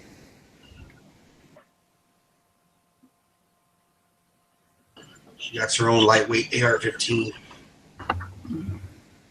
Oh yeah, but this could be a carry gun, man. The difference between right to purchase and right to possess. So kids can own whatever the hell their parents give them. Oh yeah, okay. I guess a kid doesn't have the right to possess. Well, I don't know. They have the right to possess anything the parents give them. You're confusing that with what they go to the store and buy. Who cares what age they are when they can buy something? The parent wants to give them a Glock, give them a Glock. But I'm just saying, legal wise, right? Because if it's not recognized as a gun, wouldn't a woman be able to carry it in her purse, or a girl carry it in her purse, even if she was like under 18 or something? You know, she was 16. She still got some goals to do. I mean, she's a great shot. I love her. And I love taking her out and training her and, you know, teaching her what I can, and her learning from other people that are so on. But yeah, the other day she was like, "Dad, I want a pocket knife," and then she like pointed to my karambit. I'm like, "That's not a pocket knife." But you put in your pocket. I go, "No, yeah, you could, but it's on top of that. What do you want on a knife like this? It's only designed to do one thing. Are you gonna go shake somebody at, you know, in the lunch line because, you know, they stepped on your toe, or you don't want to give you the extra milk? You know." Oh, come on! I gave my daughter a sword when she was 12. You know, she has knives I give her, you know, little lock blades, but, you know, and I go, "Those are pocket knives." You know? And, you know, the most useful knife I carry on me are two knives every day: a Buck 110 and Swiss Army knife. Well, my daughter's got like regular, you know, hunting knives and stuff like that because she likes them. Big survival knives because I like them. Good present for the kids, getting big survival knives. I'm trying to teach her bully kids in the lunch line, so she can get 2 milks and double trays. No. I teach my kids that these are tools. Use them for this and this and this. The sword's kind of just it's just because she likes the Japanese anime stuff. So I got her a kind of cheaper cold steel type crappy sword. But then she tells me, Dad, I'm not a bully. I don't want to be a bully. There's doers and there's doies. Oh yeah. I'm a doer. She doesn't want to be a bully. Daddy's in here. Come on, you're gonna grow up to be just like Dad. That's right. No, I don't want to grow up to look like you. Somebody cuts me off on the line of Whataburger, they're getting shanked. Daddy, why do you want me to grow up to look like the ogre? Handsome man that I am.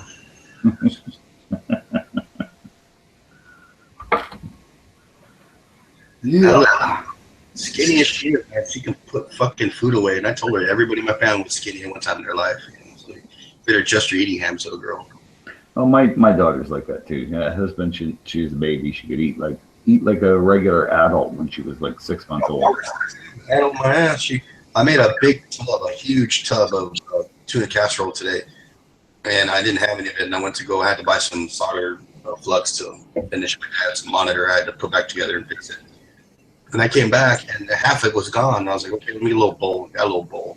And then I come back, and then I see her eating like at 11 o'clock. I'm like, hey, what are you eating? The casserole? And I go, I hope you left me a little bit. And there's like just a chunk left. I'm like, Jesus Christ, there's enough to feed like 5 people. It's hard work making that shit. I told her, like, it wasn't like, it's hamburger helper. You fry some meat up and throw some ingredients together. What, tuna casserole? No, that's pretty easy, man. Well, the way I make it, I throw the noodles in there and the pickles, eggs. I just use rice and camel and pepper. Mushroom soup and rice. Hell, that's soup. That's not tuna. No, and then you put tuna in there. You put a couple cans of tuna in there. And some peas. That's tuna casserole. Eat tuna G-Whips? It's not a trick question.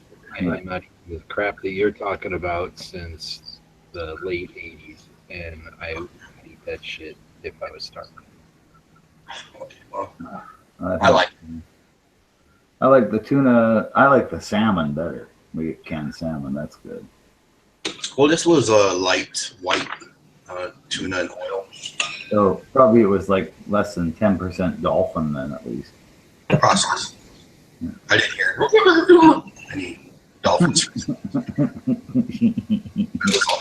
It's delicious. Actually, dolphins are apparently delicious. I just wouldn't eat another mammal that's probably as smart as me. That just seems kind of wrong. But yeah, the Japanese seem to like eating dolphins. What's your dog's name again? Charlie. So you wouldn't defend Charlie from that kangaroo that had him in a chokehold? Are you kidding me? Charlie would take that kangaroo out like nothing. That guy just had a wimpy dog.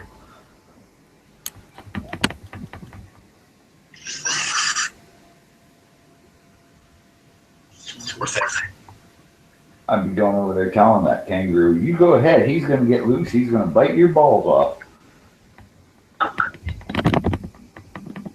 Is that a delicacy in Alaska, kangaroo balls, or Canada? My dogs out, when I was a kid growing up on the farm, we'd be castrating calves, right, steers, and, well, we've been making them into steers. So we're castrating them, and you'd throw the balls over to one side, and the dogs would just run over and grab them and start crunching them up, right? That was the most disturbing thing ever. It was, I can still remember that sound just as clear as day. I've heard about oysters, Bob, but the dogs come on. Oh yeah, well it's that prairie oysters they call them out here, but yeah, the dogs would eat them when you were doing the cows. It was just like it didn't bother me doing the cutting and stuff. It was the dogs crunching them up. Just the worst sound ever. But yeah, apparently dogs really like them. Thinking about getting this dog snipped. I don't know if it's going to take away his soul or not. No, you should always get your dog snipped. Unless it's a purebred you're looking to breed one day. I'm not breeding one. No, if you're not breeding the dog, get it snipped because it makes. I see those fat labs all the time. People walking them, and they're just like, the lab is like, they keep up with the owner. Not because they got the dog snipped. That's because they didn't walk the dog enough and exercise it, and fed it too much. This fucker the other day, man, 2 nights ago, it's like 2 a.m, and I heard he raised hell or something. He freaks out with cats for whatever reason. So then I'm like, okay, and I'm gonna let you outside so you can settle this. I thought he was tethered, and he wasn't. And man, he fucked off. I'm like, Jesus Christ! I tried following him, and we were looking for about 30 minutes. Like, you know what? He knows the way home. Hopefully, he'll make it back. He's gonna get by a car. Yeah. 4 hours later, 3 hours later, he shows up and he's trying to get back in the garage. Like, you know, because the door's cracked. And he's like, you know, got it out of your system. Yeah, you want it back in. Like, at least you found your way home. Yep. But for sure, you want to get that taken care of because it does make the dog happier. Because otherwise, every time there's a bitch and heat around, they just get stupid. Yeah, he's a good dog, but he's just, man, he likes to fucking run like the wind, dude. Yeah. Oh, Charlie, you should see him out in the snow now. It's hilarious, right? He runs along with his head stuck in the snow. So it's up above, the snow's like above his ears. And his head's down. So he's like a little plow, right? And he's doing that to try to catch these voles. And they're kind of like a mole, kind of like little mouse mole kind of thing. And they live under the snow. And he's caught a few of them. But he doesn't eat them. He just plays with them until they're dead. I saw this video on YouTube where these guys on a ranch, look at a ranch or a farm. I forget what country it was, but man, all these dogs they're like digging, and then as they're digging in the land, all these rats start popping out. And the fucking dogs, all these bunch of different pits and dogs they got are just grabbing them and shaking them twice and killing them. Yep. And then there's like at least probably between like that video, at least 60 or 70 rats you catch in that video. You know, popping the field rats. Mm-hmm. I was like, I've never seen that before. Like, wow. Yeah, these are just little like things the size of mice, eh? So, yeah, the dog just plays with them and kills them. But there's also bunny rabbits around here, and it's hilarious. My dog actually has a good hunting instinct. Like I noticed this last summer when there were squirrels when we were camping. We'd have them tied up at the campsite because you can't let your dog run loose. And these squirrels would come down the tree, you know, and they wanted to tease the dog. And most dogs, when they'd see a squirrel, they'd start barking. Not him, eh? He'd just freeze and stare at it, and wait until it got to where he figured it was within reach, and then he would charge, but not a sound out of him, eh? It was kind of neat. My old German Shepherd had when I was younger, man. But what he would do is he'd watch all those crackles and ravens come to eat us. And he'd just sit there and let them eat and feast and get comfortable. And he'd run up on them and snap them. And man, I'd come home, you know, from school, fucking 7 or 8 of them dead in the backyard. And I'm like, you're going to kill them, motherfucker. Eat them. He's like, no, you know, I left those for you. And I'm like, Jesus Christ, eat the motherfuckers. Yeah. Good eating. Yeah, that was he was like to eat and just creep up on them, crack them. Yeah. Well, that's what like Charlie was like. He was just like silent, and he would just take a couple of slow steps. As soon as the squirrel started to move, he was just like lightning, eh? But he's so funny out in the snow. Like, I mean, he would like the steps on the back porch, right? It goes from one level to the next, so there's a couple of steps, and they're all full of snow. So he'll go up there and he'll lay down on his belly and then kind of get in the side and then push himself with his legs till he slides down the steps in the snow, you know, and then roll around on his back and, you know, get up, shake the snow off, and then, you know, fucking hilarious. So, because this is a sand dog, you know, the dog that kind of grew up in New Mexico, but apparently he likes this shit.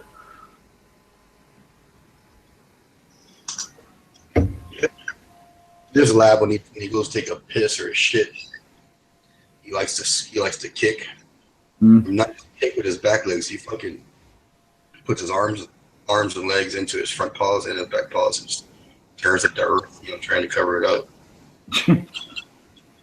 He's really, adamant about it. It's like, I want to let everybody know that this is my shit. Yeah, no, it's not that problem. Charlie just doesn't care. He just drops it and walks away. It's like, hang on, I gotta pick this up with a baggie, you son of a gun. We talked about I'm helping fertilize the earth for free. I should get paid for this shit. Well, certain places you can, but I have a park across the street from my house, neighborhood park, and buddy, you want to go help keep the grass green? Oh yeah, I yell at people like you who don't pick their poop up because my kids go and run around in there and come home with shit in their shoes, and of course they never check, so it's all over the house. Got the shit into the stick, buddy. Yep. I got my kids one day because they weren't picking up the dog poop, so I made them go out and mow the lawn. And of course, nice and long because I haven't mowed it in a while. But nobody went and picked the dog poop up, so. You come in a little while later, my good shoes. I said, why'd you wear them to mow the lawn? Yeah, I always tell the kids, we get that green resin that gets on the shoes, that slime, it doesn't come off. Mm-hmm. On top of that would be somebody like you, you mow the lawn, bonus, you find an old car. Yeah. No, but it's one day when I have my piece of heaven out in the country, couple of acres of land. 40 acres of a mule? Yeah, 40 acres. I don't need a mule. 40 acres would be good, though. Yeah, you don't want a mule. You get a mean mule and they'll punk you out. Yeah, I don't want an animal. They're too much work. You gotta be just as happy with a quad or something. I'd love to get a horse down the road. If I ever get a piece of land and get a couple horses. God, you know what? I grew up with them. I spent my youth on them, and I really love them, but I don't really want to have one again. Just staying at my sister's place and being around them all the time, you get to realize, again, just how much freaking work they are. It is. And it's just like, I'm never going to be able to afford to pay anyone to do it, so I have to do it, and I don't have the energy. Yeah, no, it is quite a bit of work. That's why people get, that are well-to-do, that have ranch hands. They care about it. Well, they board them, right? So, like, sister and brother-in-law, they have people board their horses at their ranch, eh?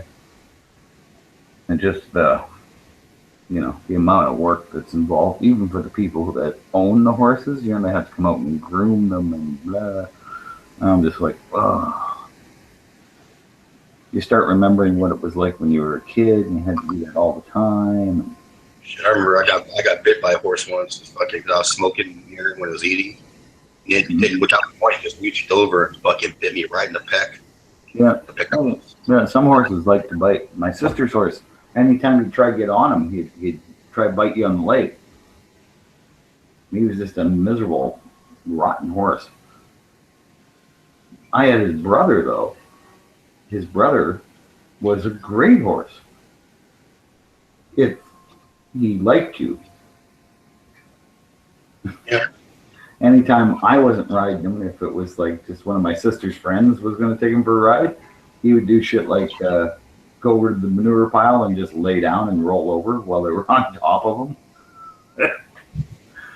Or he'd get about half a mile from home and go, oh, screw this. And he'd just go home at a full gallop. Nothing they could do to stop him. Just nothing. He was just going, take the bit in his teeth and go.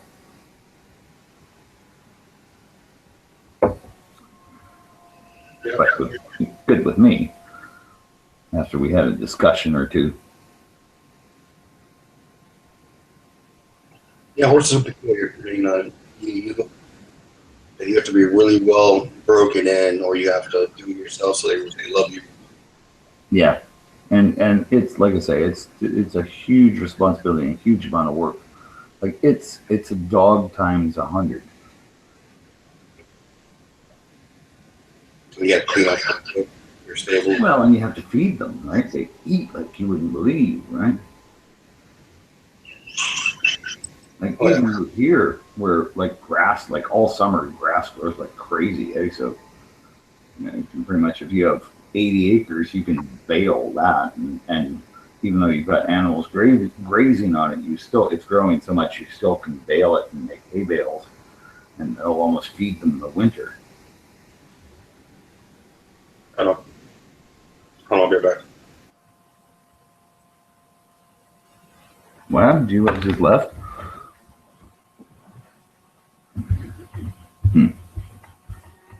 But yeah, I don't think I'd ever want to own a horse again. Although, you can always change your mind on that. If I ever get my chunk of land somewhere, then I can decide. I'd still probably just lean towards buying one of them tiny Japanese 4x4 trucks that they have for delivery trucks in Japan, and then use that instead of one of those quads, because you have stereo, air conditioning. You'd be able to drive it on the road if you wanted to, but it's pretty much the same weight, and everything else that's one of those big 4x4 or 4-seater quads,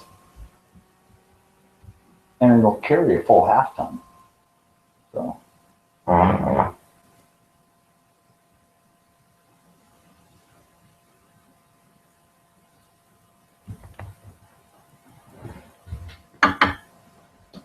Anyway, man, I'm gonna. Yeah, it's like almost 1 o'clock here, so I'm gonna have to bail. Edge, we'll talk to you again. Still bringing you that beer down this year, so don't worry about it. I'll make it to Texas this year for sure.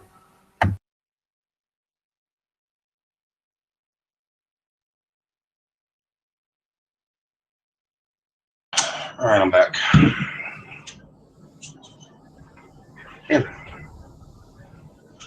I jumped out. So be it. That does.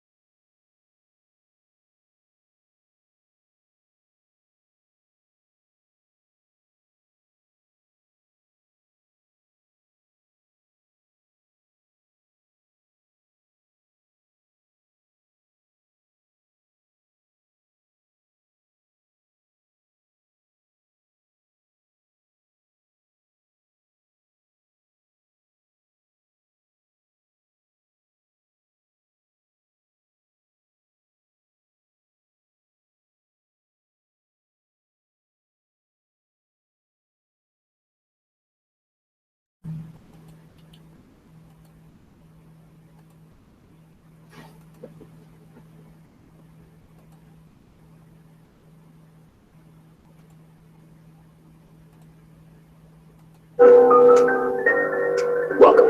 to the High Life. Let's all go to the lobby. Let's all go to the lobby. Let's all go to the lobby to get ourselves a treat. Delicious things to eat.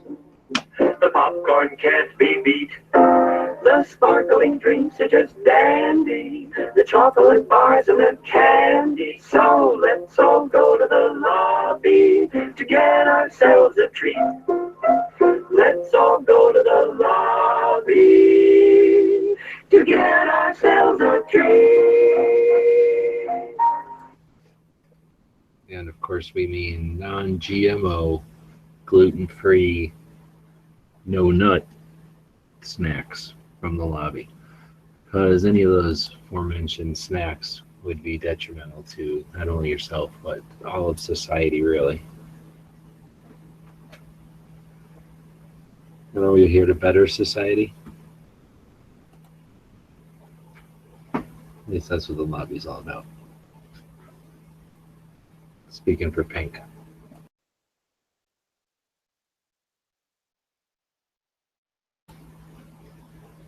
Well, I can do some online shopping here while I wait. I guess I'll do that. Never fun. I don't like buying things that I don't want to buy.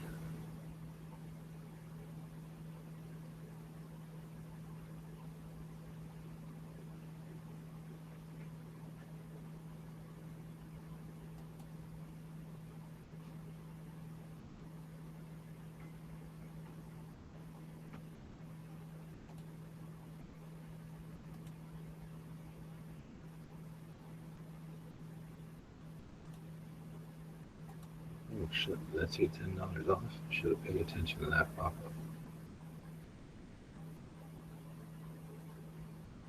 How do I get that pop up back again? Damn. Maybe I'm gonna blow it back in.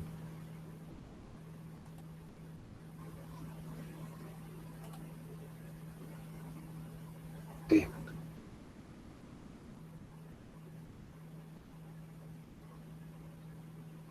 It was just a $10 off coupon.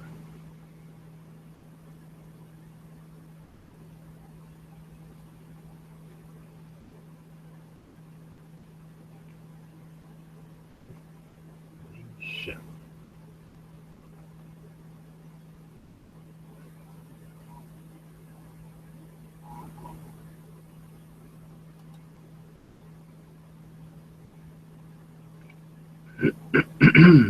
My orders at? They tell me what my orders were. Order status and history. That's what I'm looking for. Right there. 82 bucks.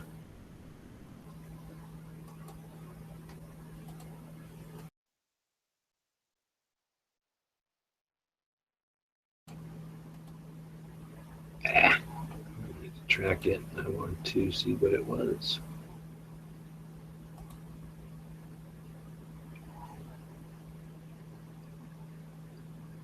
Here we go.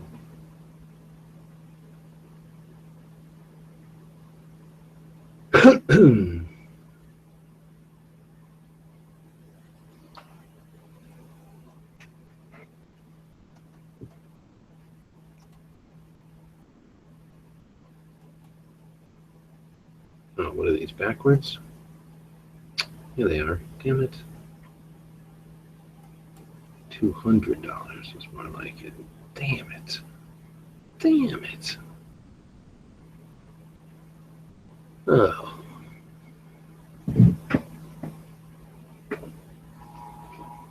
This is a significant cost.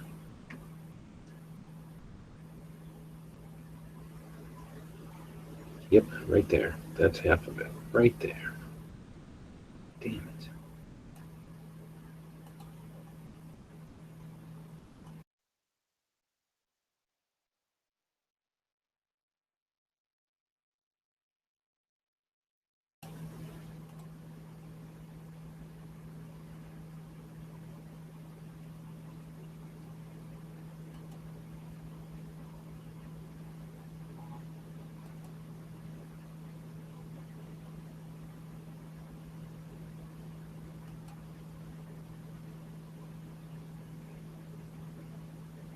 You kidding me? Oh, I see. You gave me the exact same shit. That'll work.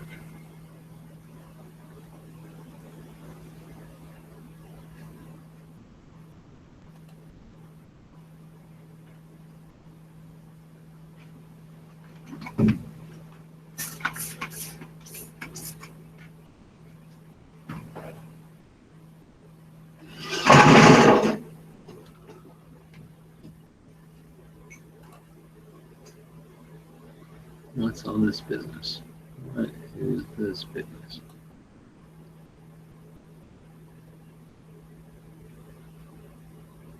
Oh shit, I never even thought about that. Now I'm thinking about it. What are we gonna do?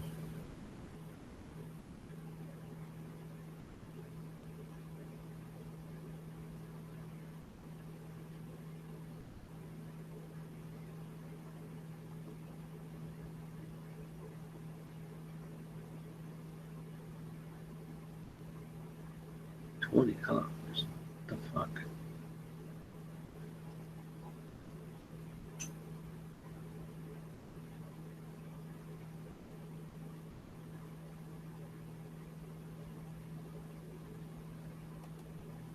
That's more like it.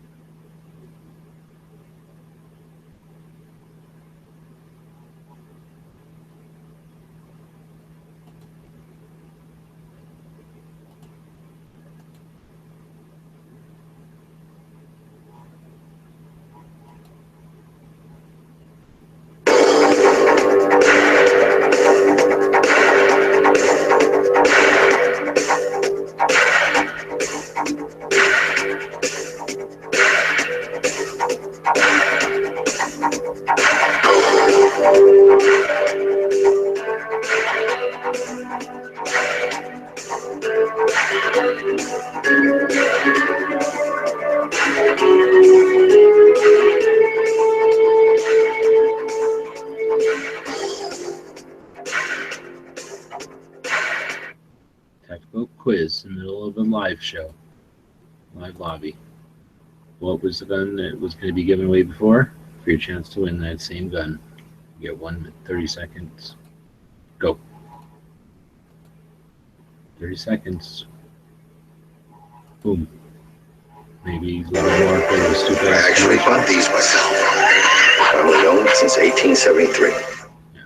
Nobody gives a shit what that guy does.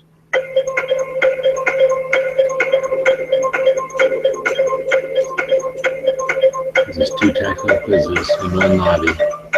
It's never been crammed in before like this.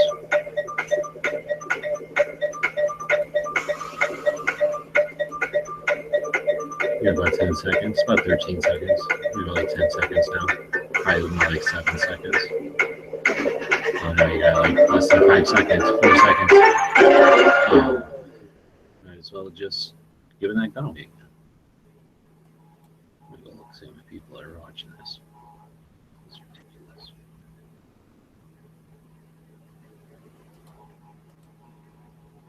So I just went over there, put a gun on the street, said, here you go, want it? You can just have it. Just pick it up, walk away with it.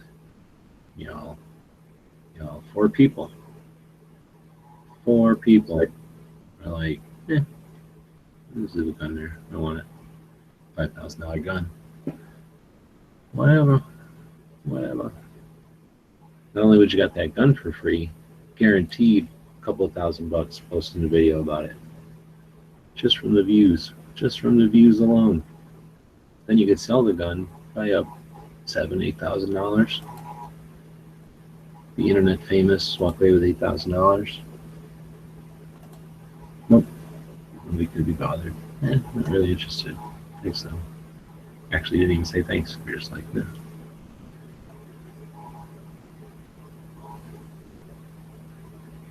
Oh, I could go with that color. Do something like that, huh? Should I? No, I already did, I think. I was thinking of it. Don't use it that much.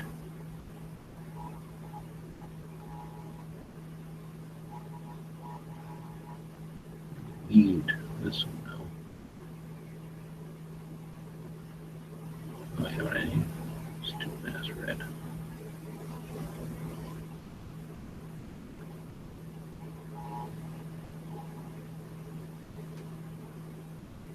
Stupid color. What?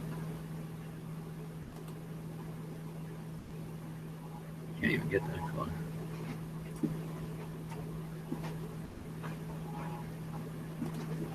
No, we can't take it. I don't say that color anymore.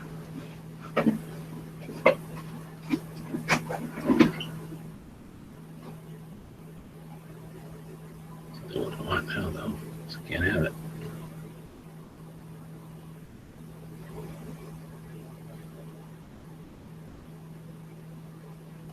Give me this one now.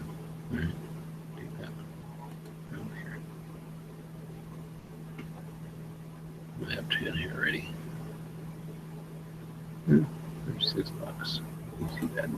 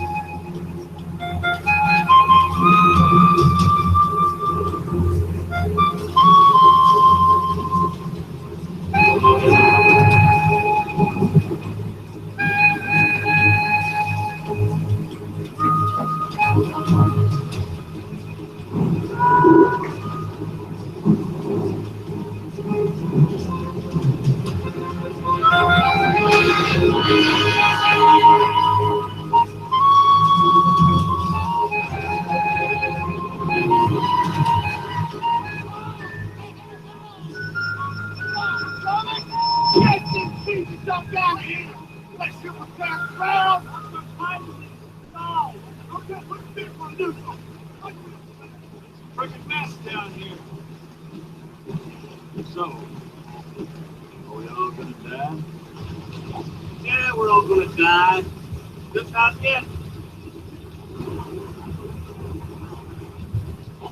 But I'm gonna have to let out more. My worst was Sweet 16. I had mono. What about you, Wayne? What was your worst birthday? Are you kidding? You think it could have possibly had a birthday worse than this? What kind of loser do you think I am? Don't answer that, Phil. Hank's gonna open up another gate. We're gonna get another surge. So let's get the rest of these cars out of here.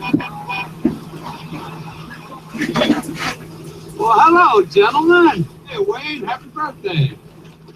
Mike, I gotta tell you, what you're doing, I don't know if I'd be here, considering. You would if you wanted to earn the last 2 paychecks, some bastard, don't you? I want you to know, I think the people around here made a big mistake. The people? You're the one that screwed it. You know, Mr. Mayor, as much as I like to stand around here all day talking about how great I am, if you don't get moving, I'm gonna have to haul your sorry ass off the tape. Okay, I'm going. You keep up the good work, boys. It's appreciated. Jerk. What do you say we torch that son of a bitch's house and blame it on looters? Or how about put a dead cow in his living room? He comes back after it's been in water a couple days? Hey, Lou. You know the best way to get revenge on the mayor and his boys? You do exactly what we're doing. You protect the town.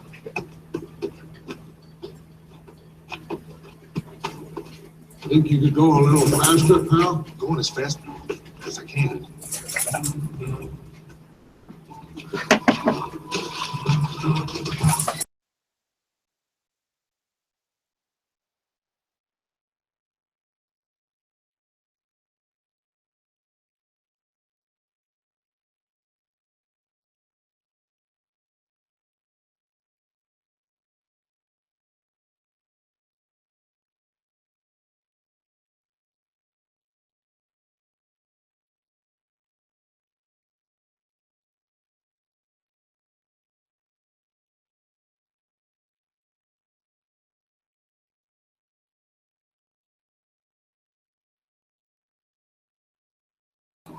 Oh, I've seen this one.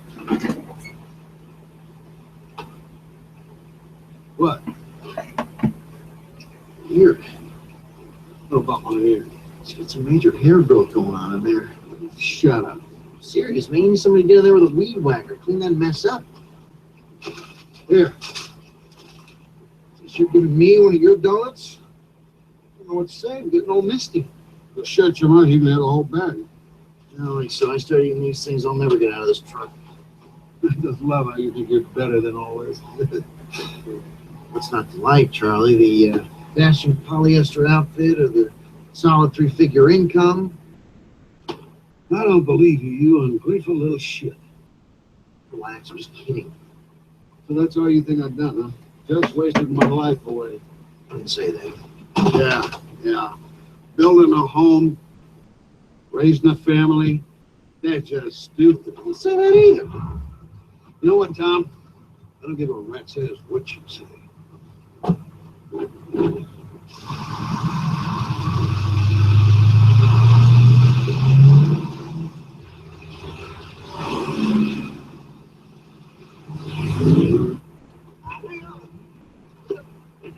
Thus saith the Lord, behold, water shall rise about the north and be an overflowing flood, and all the inhabitants of the land shall howl.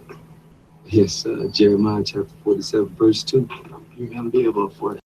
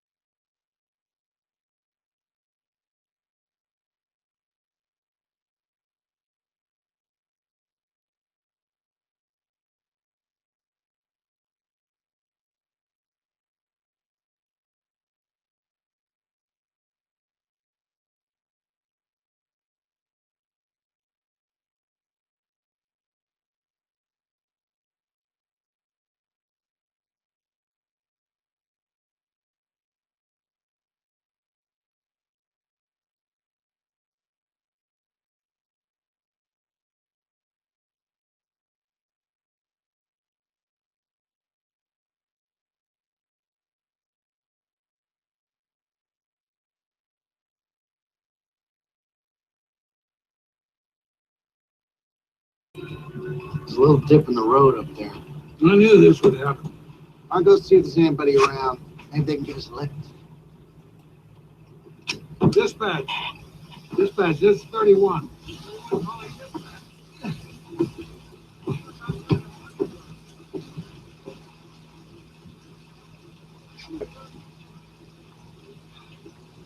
Right by a sign saying, "Welcome to Huttenberg." Town's been evacuated. We're not going to get any help from there. Dispatch, can't get anyone out. Now where we're carrying a shitload of money, aren't they? You call the National Guard. They'll be here in a couple of hours. Couple of hours. Shit.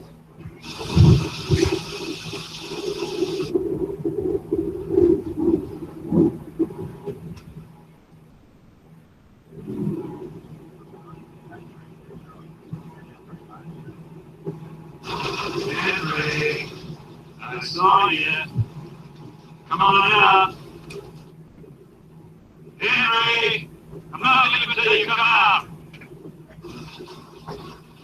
He's not coming out. Henry, what's the door? Don't block it. Get back in here. What are you two still doing here? Need some help? No, we're setting traps. That's illegal, Dory. You gonna arrest us, Sheriff? Hell, are you even sheriff anymore, Sheriff?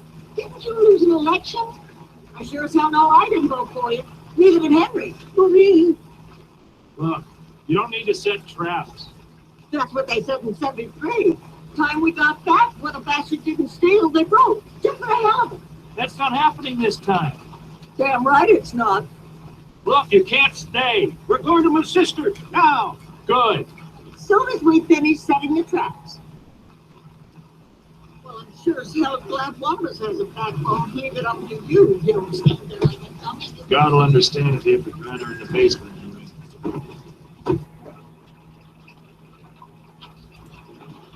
We gotta get out of here. What about the money? Money's safe, we're not. The water rose a foot in the last 20 minutes. National Guard won't be here anytime soon. You do the math.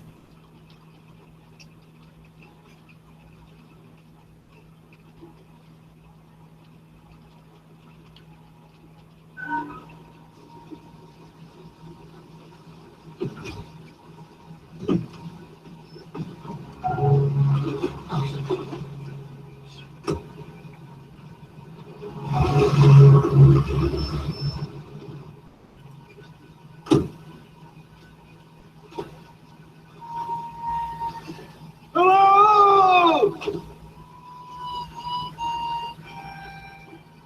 Hello! Hello! You all right? Are you stuck? Yeah! All right! Somebody help you get out, all right? Looks like we're gonna get out of here. Probably just see us better. So we can't see it all. Now listen up. This is my retirement fund. Don't anybody screw it up. You hear me, Kenny? Kenny! Get the head out of here. Pay attention, man. Yep. Company dispatch and the National Guard are the only ones that know we're here. Come on, Charlie. Anybody with a scanner from Radio Shack can pick up our signal. Turn down the light. Yeah, we're gonna bring you some rope. Going blind here. Turn down those lights. We're coming right over. Turn down your lights. Okay. What are you watching? Movie where the armored car gets stuck in a rainstorm. I forget what happens. Oh, what movie is that? Hard Rain. Oh, with Sylvester Stallone or something? No, Christian Slater. Oh, yeah, that's it. Okay, cool. It's okay, I guess. I've seen it before. Anyway, what's going on over there? Nothing. Just finishing up my video stuff. What? Oh.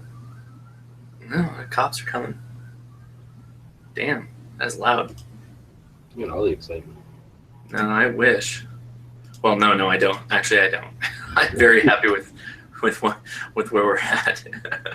I don't want the excitement.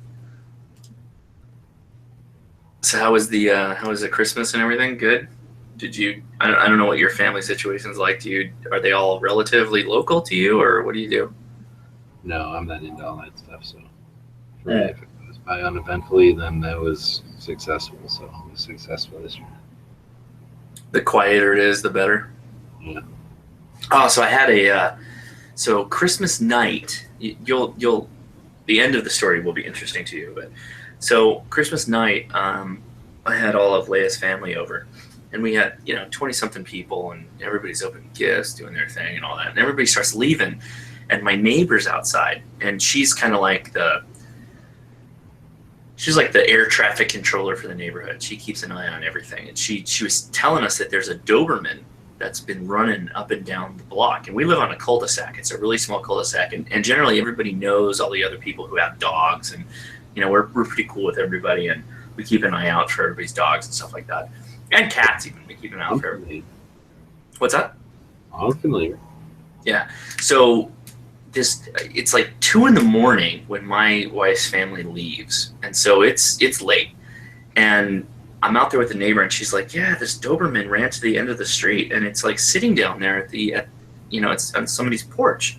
And I'm like, "Really?" And she's like, "Yeah, it's just down there, and and I pull up my watch, and I'm like, "Oh, it's like 40 degrees out here," and I'm like, "Well, a Doberman's probably okay in 40, but at the same time, like, it's not happy about that." And so I'm like, "Well, shit, okay." And I've already been drinking some too, and I'm like, "Jesus, what do I do? Like, what do I do right now?"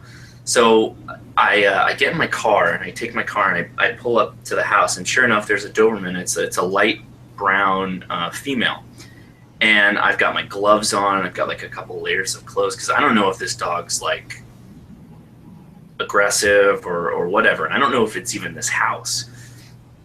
And so I go up to the dog, and it turns out the dog is super friendly. She comes up to me, and she puts her head in my hand, and I'm petting her. And I'm like, "Oh man, this is a really chill dog." And I'm like, "Okay, well, I hope this is the house." And so I ring the doorbell, and I knock on the door, and this lady cracks the door like 2 inches, and I'm like, "I'm sorry." I backed way off the door, and this dog's standing next to me, and I'm like, "I'm sorry, this dog's sitting here in your porch. Is this your dog?" And she's like, "No, this is not my dog." And she slams the door on me, and I was like, "Oh shit, okay." So I try to like corral the dog into my car, because I'll bring it back to my house, and I don't know, just let it be on the side yard or whatever, and we'll take care of it in the morning, because it was like a really, really nice Doberman. And it wouldn't follow me. It wouldn't come. It kept running back to the porch. It thought that was the dog's house, whatever. And so I rolled back. I got back in my car, and I head back down. I told my neighbor, I was like, that dog's not coming with me. I can go get my chain, but if I put a chain on a leash on another dog, like, they can sometimes freak out from that, and then I don't want to have to deal with a dog with my leash and all that whatever going on. And she's like, "No, I get it." So she calls the cops, because animal control, and she called just the station, not 911 or anything, called the station.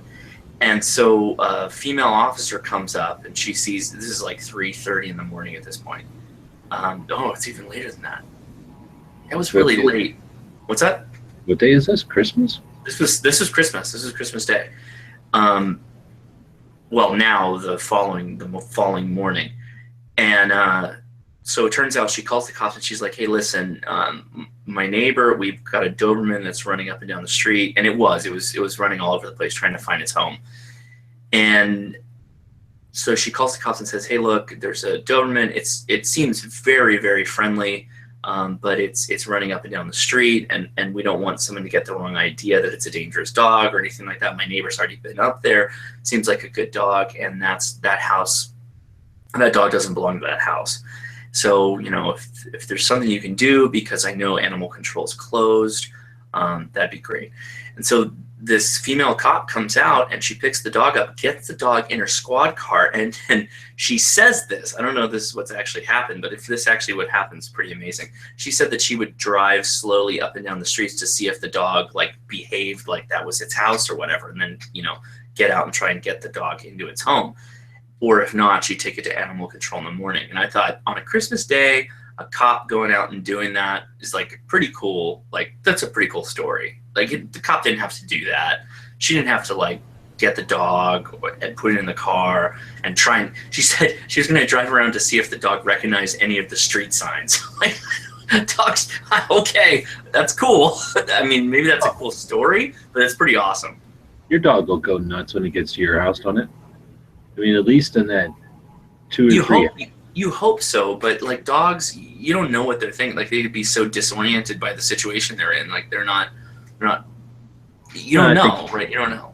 I think that's sound though, because a dog will usually freak out when it gets to its house. So I mean, I want to believe that. I want people freaking out and looking around for their dog. It's totally worth it, I think. Oh, anyway, no question. That's above and beyond. Though. That's cool. That's the point, really, is that like. Did you put that in your blog? I haven't. I just found this out right now. Like, I was taking my trash out. I saw the neighbor, because normally what happens is one of us will have like too much trash, and so we'll throw trash in each other's bins. But Christmas was so crazy for everybody. We've got trash piled up on the side of our house, kind of thing. So I was like, yeah, I just want to know if I could throw a bag in your can. She's like, no, I'm already full. I was like, okay, well, Merry Christmas, all that. And we were talking for a little bit, and she's like, yeah, I didn't tell you about the dog thing. And I was like, no. And she told me about the whole police officer thing. I was like, oh man, that's awesome, because all you hear is like cops shooting dogs and all that other shit. And I was like, this cop went out of her way to like help this dog that, is a vicious breed, quote unquote. And that's really fucking cool in my eyes. Really cool. So no, I'm going to vlog about it tomorrow. I'm going to talk all about it. I'm going to do the whole story time thing on it. Cool. Yeah, that is good. And I think most sweet dog. Very sweet dog. Cool like that. Yeah. I mean, I want to believe that, and there's no, so I mean, regardless of how cops like treat people or however jaded they are by their job, I'd like to think that if a cop came up on a dog, and this dog didn't, so the problem was the dog didn't have a collar and it didn't have a tag. And if the dog had a collar or a tag, I would grab it by the collar and pull it into my car. But it didn't, so I didn't know what to do at that point, because it's like, oh, here's the fucking thing to do. So next time there's fucking Doberman fucking walking around for free, you fucking give me a fucking call. Well, that was. And what does it take? 9 hours, and I would have fucking girl Doberman. Believe you me, when I walked up on that dog, I was like, oh shit, G-Webs would love this dog, because it was a very nice looking. And so I think I mentioned this before. My grandma used to show dogs and was a breeder, and she bred. She used to show Dobies, but she was never a breeder for Dobies. Because she did Lhasa Apsos and Bostons and was involved with other breeding.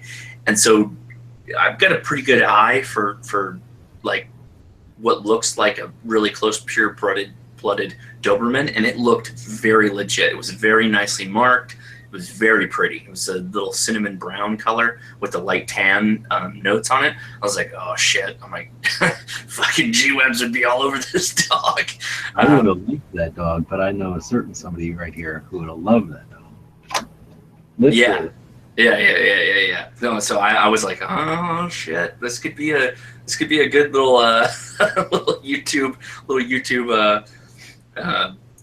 road trip video. But you know anybody that's still involved with the Bostons? Because I'm thinking I might be lined up with a dog that I don't get a choice on. But if I get a choice, I'm thinking Boston. I mean, if you do you need to line on a breeder? No, I'm saying, do you know people still that have them? That breed them? Yeah. Yeah. I mean, if you want to line on a breeder, I can ask my grandma. I'm sure she knows somebody who's still breeding Bostons. Bostons are great dogs. Really good dogs. Yeah, they say that. Oh, you did? So you know. Yeah. I grew up with maybe 5. Oh, wow. Yeah. Oh, my grandparents had them the whole time. I think they said that the Boston is possibly one of the best companion dogs. They did a ranking, and they're great. They're really good dogs. They're awesomer because they're substantial, but Right. take all that awesomeness and cram it down into a thing the size of a Doberman's head. But yeah, they're awesome. Yeah. And No, my grandparents just had them run wild. Like they never did anything with them, but they're smart little critters. If I had very smart. Make it a little monkey, man, that thing would be doing crazy tricks. Yeah, they're really smart. I mean, all terriers are very smart. Terrier Yeah, breeds are some of the best breeds. Well, you know, they feed, they survive, or what am I saying? They thrive on that. Their human giving them congratulations. So. Oh yeah. They live to please. So they'd be awesome dogs to play. Yeah, that's a really good analogy for a Boston. Is that they're very tied to their humans, and they're really they really care what the human thinks about what they're doing. I mean, my corgi is really smart, and she likes me most of all. And she's really smart, probably smarter than a Boston, but she's also about herself. And so she'll fuck around and mess with stuff and try and get some access to food and whatnot. Bostons probably wouldn't do that in the same way that the Corgi does. But yeah, they're good breeds. Well, what I liked about them is, I've been around a few of them, and they weren't yappy. Like little dogs, a lot of time are yappy. They snort.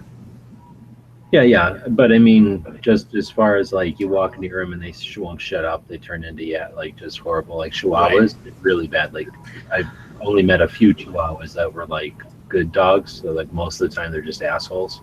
Yeah. Where Boston, it's rare to find a Boston is a jerk. Usually they're just like little puppies constantly. They just want to play. Yeah, my mom had 2 Chihuahuas. I would probably be okay with them. I just never knew anybody with them, so I never. They just weren't a breed that I got connected with. Well, I mean, in California, a Chihuahua or a Pit Bull is like a dime a dozen. They're everywhere. Mm-hmm. And my mom had 2 Chihuahuas, and the older Chihuahua that she had, Muffin, was a really, really good dog. Really good dog. But a tiny dog or like a big Chihuahua? It was a bigger Chihuahua. It wasn't like the applehead Chihuahua. It was more like the fox face Chihuahua look. And that dog was really good. Muffin though was a little bitch. Like a fox though. Like a fox, I mean? More the elongated snout. You know the applehead ones. It's just like it looks like a brain that's popping out of the head. It has a little beaky snout on the end of it, like that style. Like I don't like those kind of dogs, but the bigger Chihuahuas, the more substantial ones, they could generally be better dogs. But my mom's dog was a good dog. Yeah, I mean, do you want to find a breeder for Bostons? I imagine I can call my grandma and find out if she's got a good line on one. It's not like sky's the limit. I want the best breeder. More like I was hoping somebody where I can get a good one for free. Oh, okay. Well, I don't know about that. Like these would all be for cost, I'm assuming. Yeah. That's all good. I'm probably going to go to a rescue or something. I can't afford to get one. I couldn't afford this dog. I got him in trade. He's the only dog I've ever had that was like worth like an actual dog that would have been worth money. Yeah, and that's a good dog. It's marked really well. If I had money, I'd probably get a real Doberman again because they are awesome. I figure you only got so many years where you want a big giant dog, and I would have liked to have 2 of them at the same time. Do a Magnum PI thing for a while. Mm-hmm.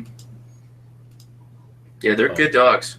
Leia's first dog was a Doberman. Her family they had them for protective purposes on the properties that they owned. But good dogs to their family. They're very good dogs. Yeah, back in the 70s, I knew people that had them for protective dogs. They were not junkyard dogs or nothing, but no. They let them get mean. It was the thing, like to let a dog get mean. And they weren't really mean, but they would snap and snarl. Like I won't let him do that. Like to do it because then he'll do it thinking he's playing and he'll take it the wrong way. But back then you didn't care if people took it the wrong way. You wanted your dog to be mean looking as shit. So I can remember 70s Dobermans, man. Those things were freaking awesome. Just freaking sharks. Awesome dogs. And they can well, you've probably seen it, where they can just like be like a garbage disposal at the front door. Like if somebody were to stick a hand in there, it's coming back like a piranha hit it, and then turn around and like wiggle their tail and just be sitting there like, look what I did. I repelled boarders. It was always I always thought that the concept of like training a dog to be mean was kind of like counterintuitive. Like, why not just really make them happy of who you are with their family unit with them, and that they would defend you just as strongly? Well, that's all it was. These dogs weren't mean dogs at all. I mean, I did know dogs back in the 70s that were junkyard dogs. That like, yeah. We had a dog that was on a chain, some kind of German Shepherd type of dog. Like nobody could go near it. But fuck, unless you killed that dog, you weren't getting into his garage. But like the kids couldn't even go into that fucking garage. That dog was a dick. But I mean, that was, you don't do that anymore. I don't see very many people doing that shit anymore. But these dogs were just, they allowed him to get fucking snarl and be mean when somebody was at the door. Yeah. Like, all back. It was just, you know, that's why you had a Doberman back then. So oh, the crowd is growing right now. What's up, Edge? I remember, what's going on, guys? I remember Dobies. I remember, like, when I was a kid, you know, when I was like 5 or 6, you know, late 70s, early 80s, they were like the meanest dogs you could think of. I remember that was like the dog that people were like, you see Dobie, beware. That was just the consensus back then, you know. Now that I'm thinking about it, you had the German Shepherd if you wanted an outside dog. Like those were the dogs you'd leave outside because they could handle it. And then Dobermans were the dogs you'd have if you wanted them in the house. I mean, they made a movie about the Doberman gang, those ones that robbed the bank. I got all 3 of them on DVD. Awesome. What's up, gentlemen? You know, it's funny. I always like it when you see a mean ass dog you're talking about. It's like, you know, guarding inside a fence. And you just try to love them to death. Hey, little puppy, hey, little puppy. And every now and then someone will crack, and they're like, oh, they'll start, you know, like very few ever do, but someone will crack and like, you know, let you pet them or lick you or whatever. Very few in between, but it's always funny when you get the dog to crack. This guy's only got, you know, he's on his last legs or whatever. So I'm thinking for the van though. If you're living out in the van for a while, I'm thinking of Boston to be the right size. It'd be a perfect van dog. Yeah, and they're very attentive, so they'll sound the alarm if there's a problem. Yeah, exactly. And they'll also sit there and shut up. You know, that'd be like a huge apartment for a little Boston, where this guy is like barely a kennel. Talk about a Boston Terrier? Yeah. Yeah, I mean, I got this lab. I can tell you, the only thing he barks at is cats. I had a lab for a while. I like them, but I don't want a dog that, well, I guess a Boston's that way. I like having a Doberman where people don't necessarily come up and try to pet it all the fucking time. With a lab, you might as well put up open for business. Like, I come over here and pet my fucking dog. Like, yeah, definitely I want you to pet my dog. Everybody thinks that. I hear you, because like everybody sees my dog and he's looking at him as this beautiful little, you know, one-eyed lab who's there's a real nice coat on him, and you know they don't fear him at all. I have a Corgi, which is like the internet's favorite dog, and very few people actually come up to my dog to pet it. And she's super chill. I mean, Too little, you must have seen it. Too little. That's why. But the black lab, fucking, it's just the right height. People don't even bend over, and the dog's just, and of course the dog fucking loves getting attention, so it's gonna, you know, all it's got to do is go stand next to somebody and it's gonna get petted.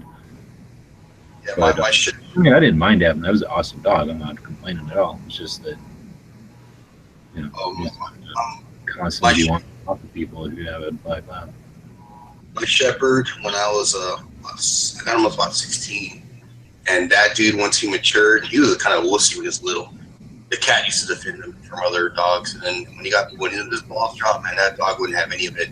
Be around me, and you would just like get, you know, funny. He would just take odd movements. He would start growling at you.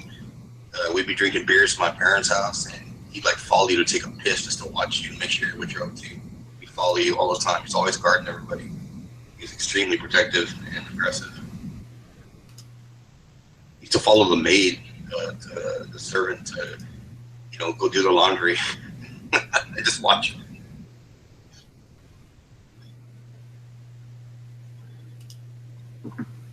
But then But she I was might bad. not have a choice. We're still talking dogs. I might not have a choice. My friend's going to be breeding his pit, and I wouldn't mind having a baby off of their pile, and that'd be a gray pit probably. Mhm. That would be, I think, a good van dog also. Like a blue, the blue pits. Yeah. She looks. Nope. Oh. NSA got him. No, there he's back. She looks like some kind of little gray, blue, whatever monkey looking, like a naked monkey. She's awesome. So she had a little baby puppy. I think it'd be pretty awesome. With the innovation collars now, like those collars like you got in your dog, you can walk a pit. Unlike back in the day where you had to put a harness on them, and even then it still pull the shit out of you trying to walk you. Those new collars really just train them to, relax. What? No. I never did anything like that. My dogs just don't. Well, I mean, those collars where they pinch their neck a little bit. No, you just teach your dog not to pull on your leash. My dog's never pulled on a leash. This is the only dog I've ever had that I had to even deal with a leash, really. I've always had dogs that you could just stand around with. But I didn't want to risk that with a Doberman. Everybody I know that I've had, they're such powerful animals that they just pull them every time they're trying to walk them. It's really hard. But I guess, you can't train them. I mean, mind you. Oh, fuck, of course you can train them. They're a pack animal.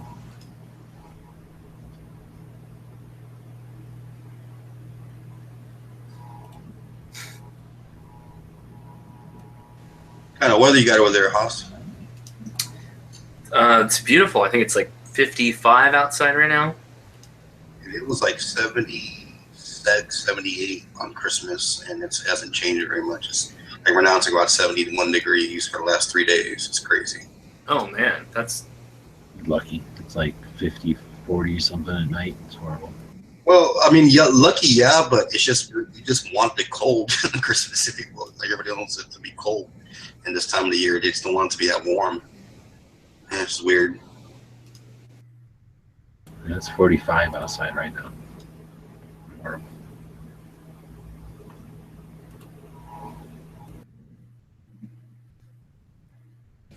It rained today. But, wow.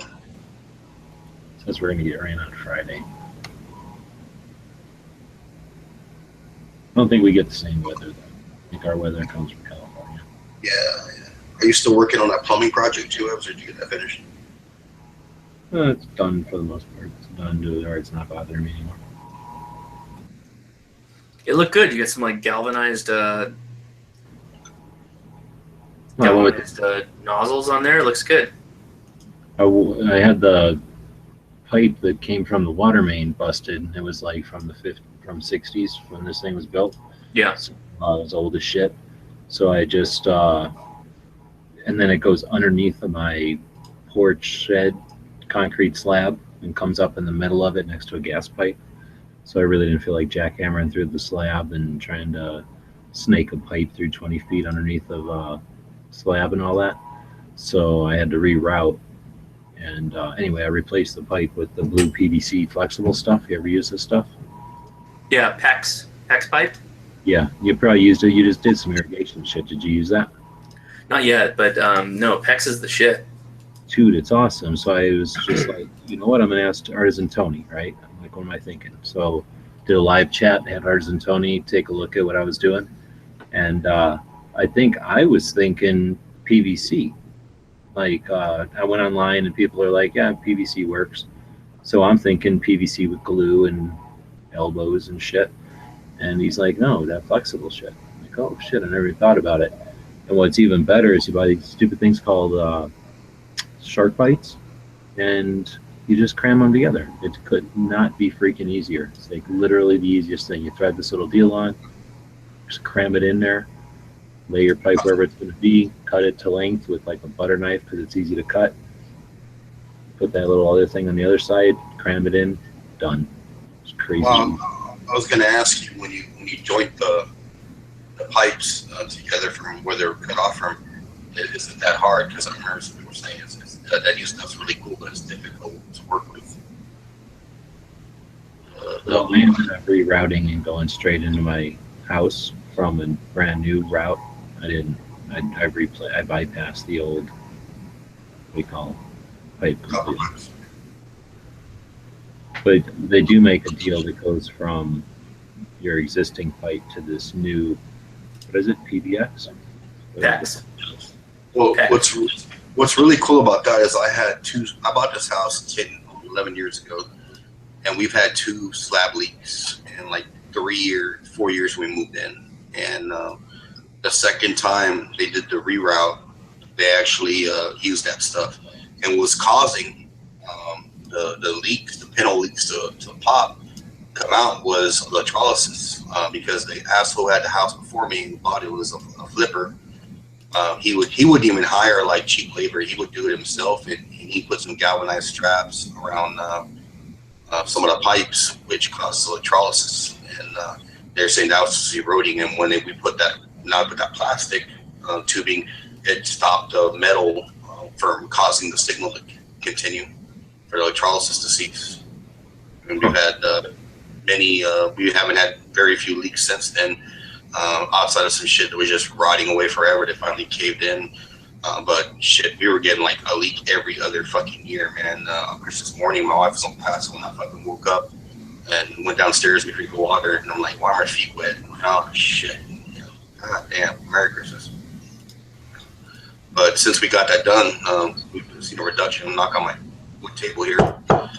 Reduction in that shit, and it's definitely impacted that.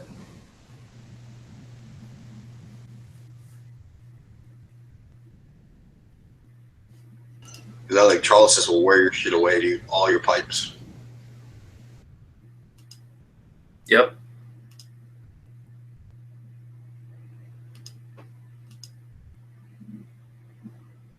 Yeah. After like the second one, I thought about a money pit, and I'm like, God damn, how many fucking leaks are we gonna have? One like within a couple months about the house, one slab leak, almost a year apart from the other one, and then I was like, Jesus, those are expensive as shit, and I wouldn't let them obviously break into my kitchen floor to get it out, so we had to do a reroute or a bypass.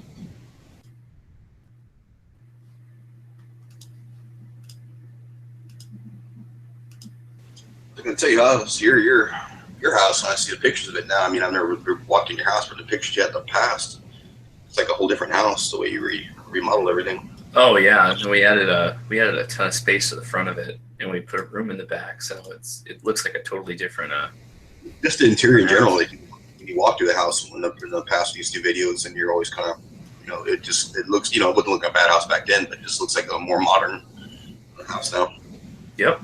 No, yeah, totally, and it's the size that we need for our just the family and stuff like that. So it's pretty nice. It's perfect for us right now. This is exactly what we need. No, we should get our. What's that? You put the kibosh on you as the wife wanting a little girl. No, she doesn't want any more kids. We just need some more storage. We're gonna build some more little built-in storage units, and we should be really good. Where are you at now? What do you mean? Where are you at?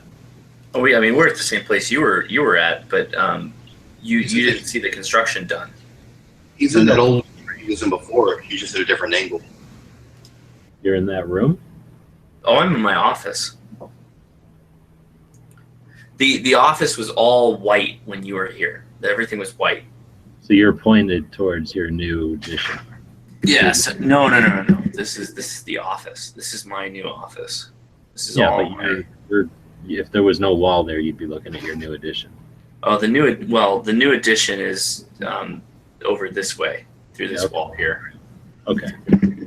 When you I don't remember what state of the remodel you saw. Did you Your walk? computer was on that orange wall behind you before us all. No, when you were at the house though, how far done was the house? It was done. You were just finishing it, but your computer was on that orange wall behind you. So I didn't know the hall room. No, my computer was in the hall, in the main room. No, it wasn't. It was in there. You were editing in there. In that Really? corner behind you. Yeah. Because in that other room, it was still empty. All you had in there was like a stroller and like a lamp. Really just got done. I think they had just. So this is all still white. Everything's white. Oh yeah. When Yeah, they okay. were literally leaving when we showed up, like when we arrived, those guys were just leaving. So what happened after you left was I took the computer and I moved the entire office into the living room, the new room, because I needed to get all latest stuff out of my office. And now that's done. I got to repaint all the walls, and I put up the black pipe shelving. This is all black pipe shelving. And so I've got all this amazing shelving. I just need cool boxes, like storage boxes. And I'm thinking like, You're gonna make some. yeah, make some. I'm probably gonna make some. I'm gonna get some pallet wood and just put that shit together, or a bunch of just 50 cal ammo cans and just put all my shit in 50 cal ammo cans. I was gonna say 50 That sounds cool, but that's a hell of a lot of opening shit. Unless you're talking stuff that's just got to be stored for a long time, that's a pain in the ass to open and close them all the damn time when you're trying to get them out. And they're kind of heavy, but they do look. Yeah, unless it's like I put gun parts, and anything goes in ammo cans is gun related gun stuff. It's not just like, general stuff. I bought like 3 more cans because Bass Pro every Christmas season runs. They sell them for $10, and I always try to get as many as I need to fill my needs at that time. If you're talking spam cans, take the top off a spam can and then set up some shelving so that they become drawers, like a giant parts cabinet. Mm. But you have to have a source for getting a shit ton of spam cans. Sometimes it rains, yeah. Or a training class, give you a whole bunch right then. What I used to use for containers way back, when everybody used like media, like DVD media and CDR media and so on, I would, when you buy those 100 packs, I would be done with them. I turn them upside down, break the little nozzle that holds the disc, and use those as containers to hold stuff, coins and whatever, pennies. I thought the best thing was back in the AOL internet days. They, the CDs were the thing, and they had that one of those cases that had the pole going down the middle that would lock, and then it would come up and around the stack of CDs or whatever. But I think it was maybe 25 or maybe a 50 pack, and then somebody had taken like a freaking bagel sandwich and like jammed it into that. And they were like, "Here's the perfect recycling." I was like, that's fucking hilarious. Like a little Tupperware thing for a bagel. I don't know. I thought of that. Mm-hmm. Love me some bagels. Probably pointless though.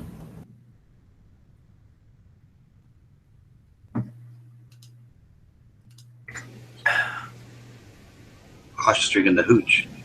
No, this is vodka and LaCroix. Just vodka. Not really hooch.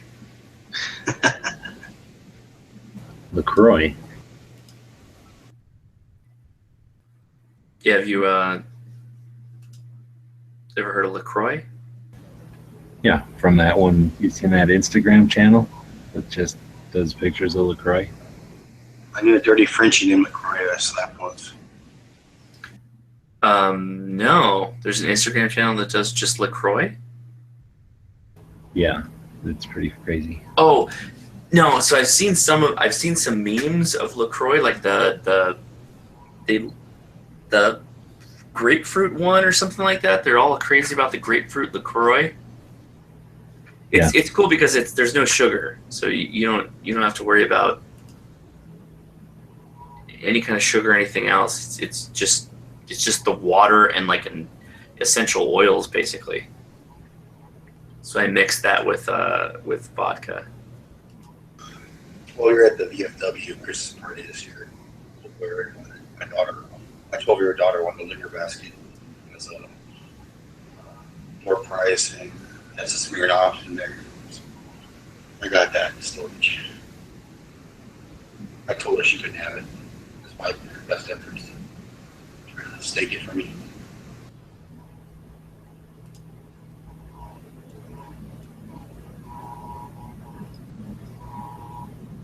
So I got the impression LaCroix is some kind of like hipster drink. Yeah. All the memes or whatever. Is it licorice? No. Liqueur? Water, I guess. There's all kinds of different flavors. There's like grapefruit and coconut and lime.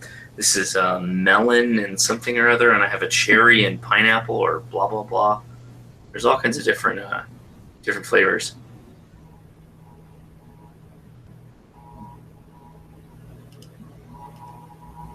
You have to wear skinny jeans to drink it. What's that? You have to wear skinny jeans to drink it. I'm wearing sweatpants right now. Badass. But I do own skinny jeans, so.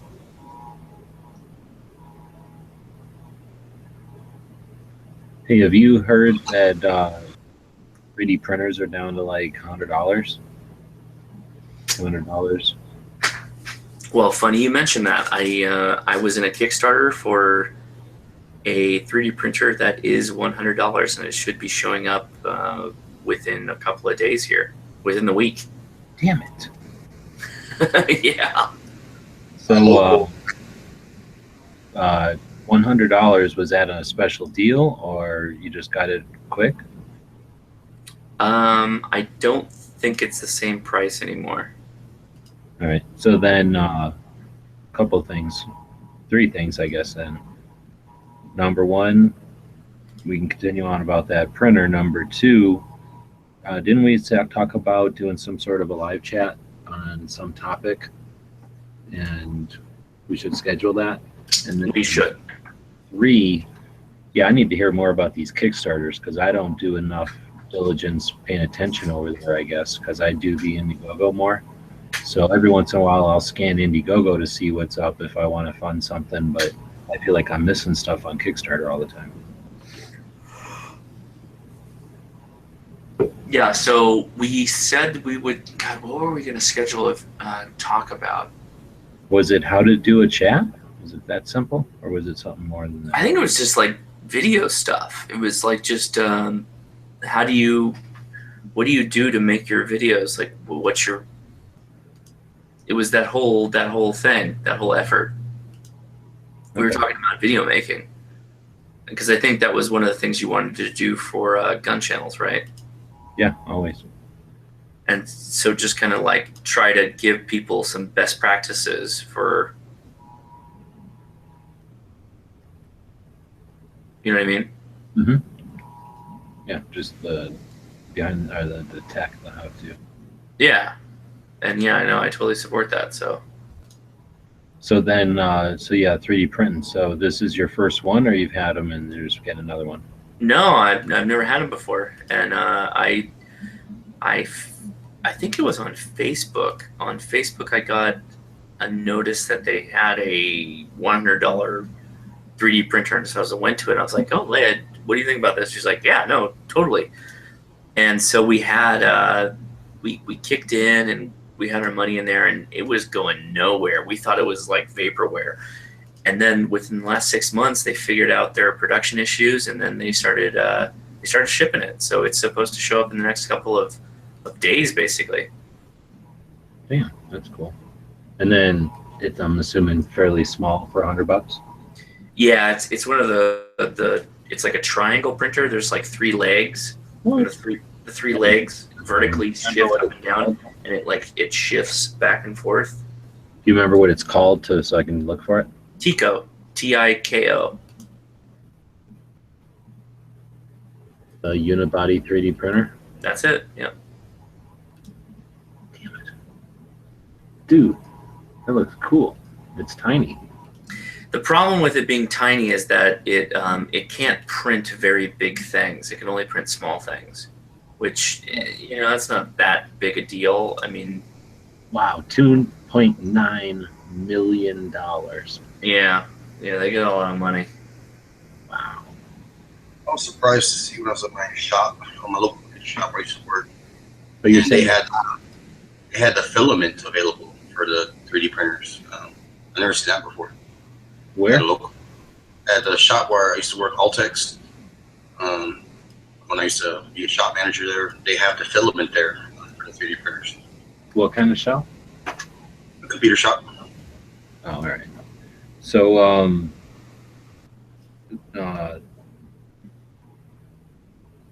right. So, do you have anything in mind, or you just got it because who's going to pass up $100? Oh no, I'll tell you exactly the first thing I'm going to print. So I have this drone. Drone. Whoop. And I've got this camera that is. I've been mounting it with double-sided tape, and it's totally worthless. And they have mounts for the camera to go in and mount onto the drone, and that's like amazing. That's exactly what I want. That's perfect. The dude that built all our shit with me just got one of them things, and he was telling me the other day about his like theory and plans to like get more and more and upgrade for this and that, and then eventually race around his work where he works now, fucking terrorizing everybody with a camera.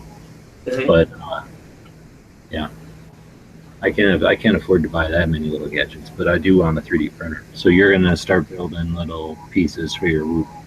Oh yeah, for sure. Are there a lot of forums or sites that share templates and how to build stuff? Oh yeah, there's you can Google it, and there's just projects. I'm gonna be running that thing constantly, just printing stuff. Because if it's not printing, you're like, what are you doing? It's not even like a thing anymore. Like it's pretty much, it's like YouTube. There's everything has already been figured out, and it's just a matter of figuring out the one you like the looks of best, or that has the best reviews for, solving the thing. But it's not like, I don't think you got to program much of anything anymore. Just you have to like those 3D machining stuff. No, you can, I'm sure you can, and it probably helps to edit or something, but I suspect just like anything, you can get the generic one or the free source one and then be like, hey, somebody tweak this to do the little app that I need it to do, or figure out how to drill a hole in it yourself with software. I remember back when the first Apple II, when you could do point-to-point, what was it called, images, graphic images, and you had to type in all the coordinates to make one. You can make one actually move a little bit. That was like the coolest shit ever, like back in like 85 or 86. So the filament, I was checking out did I tell you about the factory making plastic milk jugs into stuff? Yeah, the PET plastic. Yeah, the little factory from Sweden or whatever. Uh-huh. So you can get those pipe heaters, electric pipe heater, just thermocouple pipe heaters, and a piece of pipe and a piece of metal that you cram down the pipe, and then a little hopper, and you just put a bunch of shredded milk jugs in that number 2 recycled plastic into that pipe, and then you just drill a hole in a nipple or a cap at the end, and it'll extrude into a filament, and then you can put that in your 3D printer. So you really? Yeah, so that's one of their uses for recycling. My main, I need from experimenting with it so far, is the trick is to shred the plastic first. Uh-huh. So I'm going to try to build a shredder. I'm going to try to build a shredder out of milk jugs that shreds milk jugs. I'm hoping that I can make blades strong enough to shred itself. But that seems like... I don't want to buy metal or have to do anything that costs money. Yeah, I'm trying to think of the cost of all that associated costs, right? So you're paying for the shredder, but the shredder has to be sharpened every once in a while, right? Well, I think most of the shredders are like paper shredders, so they're just discs on the cam that go past other discs. So I guess I could probably work something out with washers on the cheap, or some other kind of cheap metal. I wonder if the tops of soup cans would hold up. No. No. What do you mean washers? What do you mean by that? Just some honking washers, and have it like 3 or 4 washers offset on 2 different, shafts so that they scissor into each other. Just like any kind of industrial shredder. Sometimes they're paisley shapes and sometimes they're just big discs that are offset in a cam.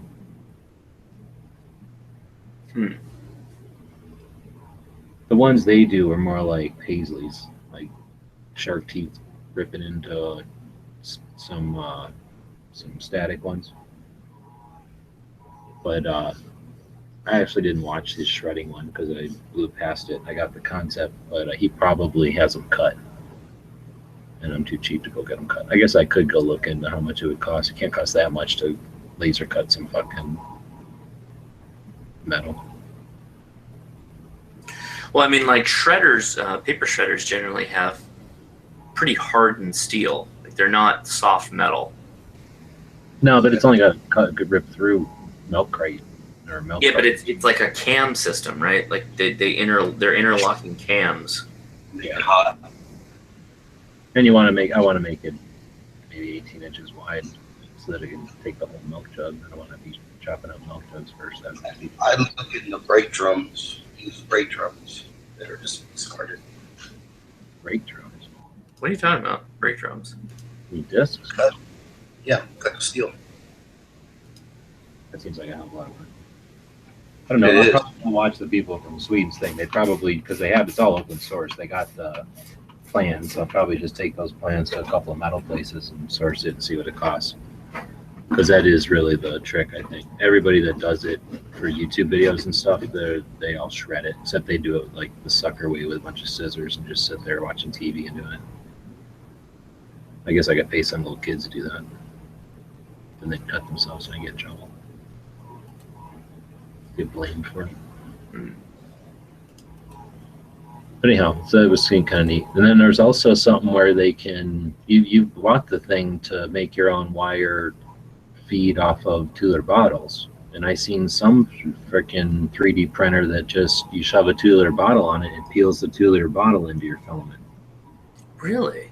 Yeah, that blows my mind because that stuff is definitely difficult. That PETE #1 is tough stuff. You can melt it, but it doesn't it becomes worthless. Yeah, exactly. That's like a lot of high heat to deal with that. I did see that one though, so I mean, I did see that one when I was researching them. Because anyway, Dead Horse showed us one from fucking Walmart. Let me see if it's still in my Walmart cart.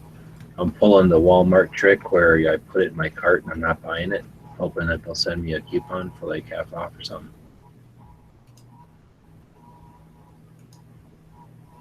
And they kicked out of my cart. Anyway, they had one for wait, they had to sign in. They had one for $200. Yeah, here it is. $219 now. It used to be $200. And it's fully assembled from Ono price. You just buy it off of Walmart, free shipping. A couple of days later it shows up and plug it in and use it. A little bit bigger than that one you're looking at, but still pretty small.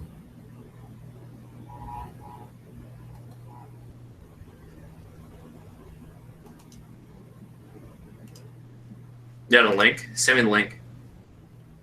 Oh shit, to the Walmart one? Let me open it up again.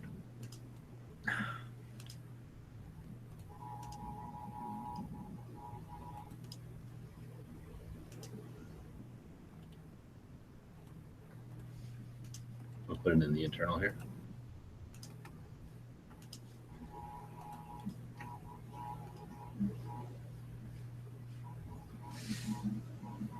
Pretty efficient compared to those first ones. It looks almost like a scale or something. Huh. I'm really looking forward to how things are going to go. I think we're going to see so much innovation with these things popping up everywhere. Oh yeah. I mean, well, the rapid prototyping is the important part. People are going to be able to prototype just tons of stuff. Well, how long before that's food?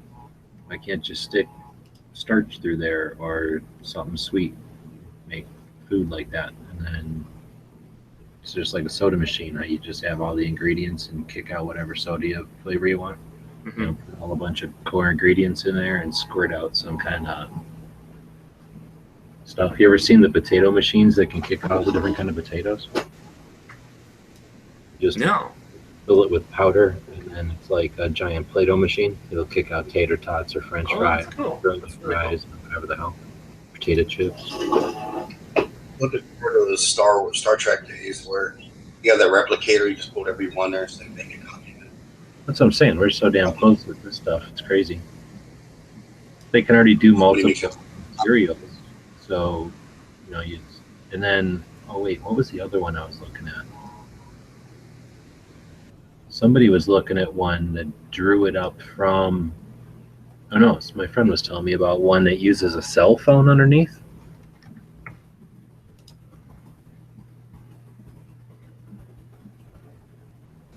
$1 million thing will turn your smartphone into a 3D printer. So then you got like a $1,000 bottle of booze, or you can't want a copy of this. Meet Olo. Imagine being able to print 3D objects directly from your smartphone for under $100. Olo is the first smartphone-powered 3D printer. Simple and affordable, Olo uses the light from the screen of your smartphone to print 3D objects. Half of its hardware is already in your pocket. Olo works with phones of all sizes. Its app is available for iOS, Android, and Windows Phone. You heard of this? Creating 3D objects is as simple as taking a design from Olo's easy-to-use library. Or you can use any 3D mobile app, including 3D scanning, to make your own. You can also choose designs from the web that are created by others or shared via social media. Olo can print files from the 3D design software of your choice. Select your object, pour in the resin, and Olo does the rest. What?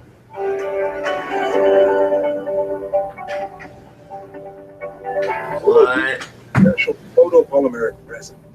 Olo prints are designed by using the light from the screen of your smartphone to harden the liquid resin layer by layer. What? Yep. Olo That's can print $100. multiples of the same object, or several different objects all at the same time. After Olo prints your 3D object, all you need to do is rinse it under warm water. Olo has different resins for different jobs. Olo can print hard objects. Look, your teeth. ones.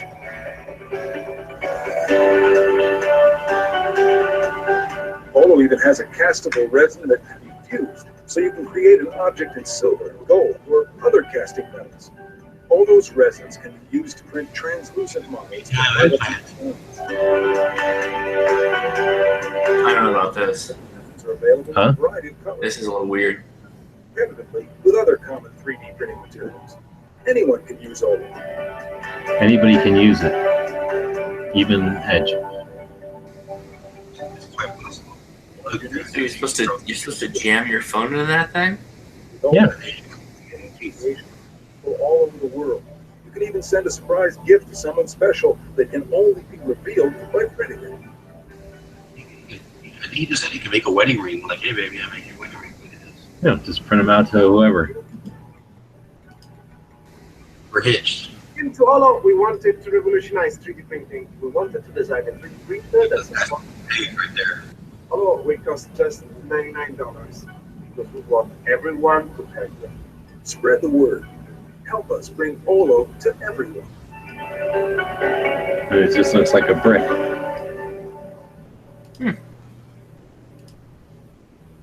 So it just has some sort of a thing that lifts, that pulls, it draws up, and then has that resin that cures with light, and then it We're the Holford Quads. Technology is the only thing that uses some sort of It's not a concept. It's an actual selling product. yeah. I think it was a Kickstarter. Shit, I just closed it.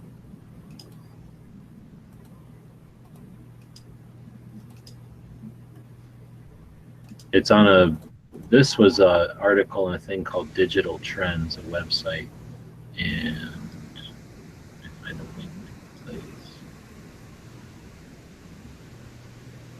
where it obliterated its 80,000 in funding.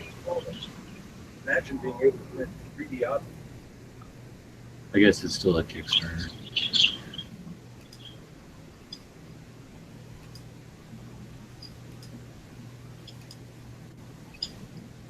It's neat. I mean, it works. That's interesting technology. Kind of a weird idea. I don't get it. But at the same time, it probably takes a long time to. So it sounds like you make a bed of resin, and there's like a plunger, and that plunger pulls the surface up.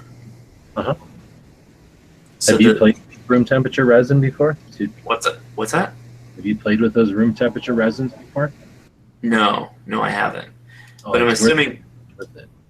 You get the kids and so the brick sits on top of your phone, right? It sits on top of your phone, and the phone is pulsing light in the formation, the slices, the 3D print slices. It's printing the slices by using light out of the phone, and the brick is really just giving the resistance needed based off of the hardening to lift it off. But it's probably not pulling.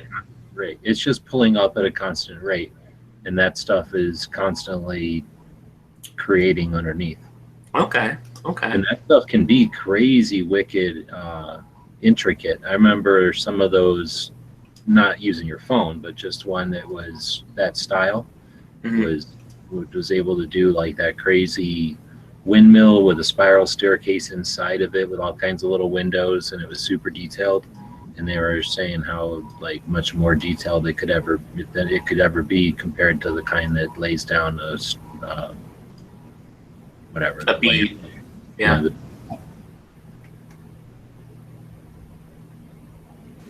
Make your own dog chew toys. Well, but the best part is that once you've got something created, then you can just move it from one material to another really easily.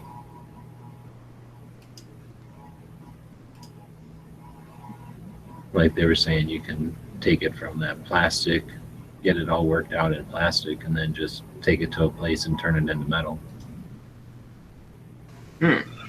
Oh, yeah, just forge it into metal, yeah. Yeah. Have you guys heard anything that's going on with those other kind of printers that are box printers where they can do all kinds of stuff, like laser engraver, create all kinds of shit? If I need money, that's what I would get, but I can't afford it right now. But yeah, the best printers now, you can just buy the material, print out whatever sticker you want, and then the printer itself will print the thing and then cut it so that it'll kick out, stickers or whatever you want, bumper stickers or, for an event or something. So they've got everything wood, metal. Huh? I've seen them do all kinds of things that are crazy, stuff with wood and metal. Well, Dead Horse also has a laser etcher, I guess, and he can cut his aluminum receivers with it. He can etch into aluminum receivers with it. That's slick. Yeah, that's pretty cool. Pretty neat. Put your own logos on your PRs. Lowers your buy. You put your own logo on them. Well, I think I have to go to bed. I'm going to get up early, and I'm playing, taking care of the kids all this week, so. Right on. Talking to you. Can we get a sleep in for that? We'll do a chat or whatever.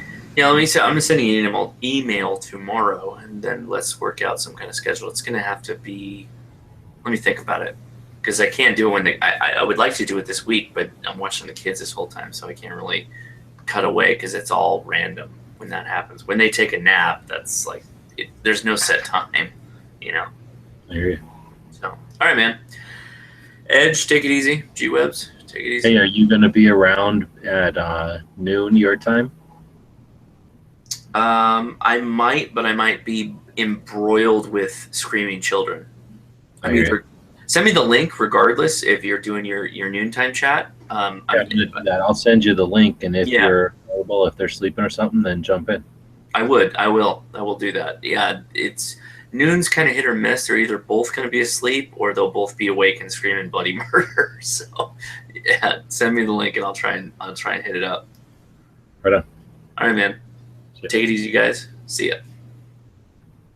Is there anybody on gun channels anymore? We're still alive? Yep. Oh, Edge left too. All right, well, I guess that's the end of this. Thanks, Pink, for running it. We'll see you all tomorrow.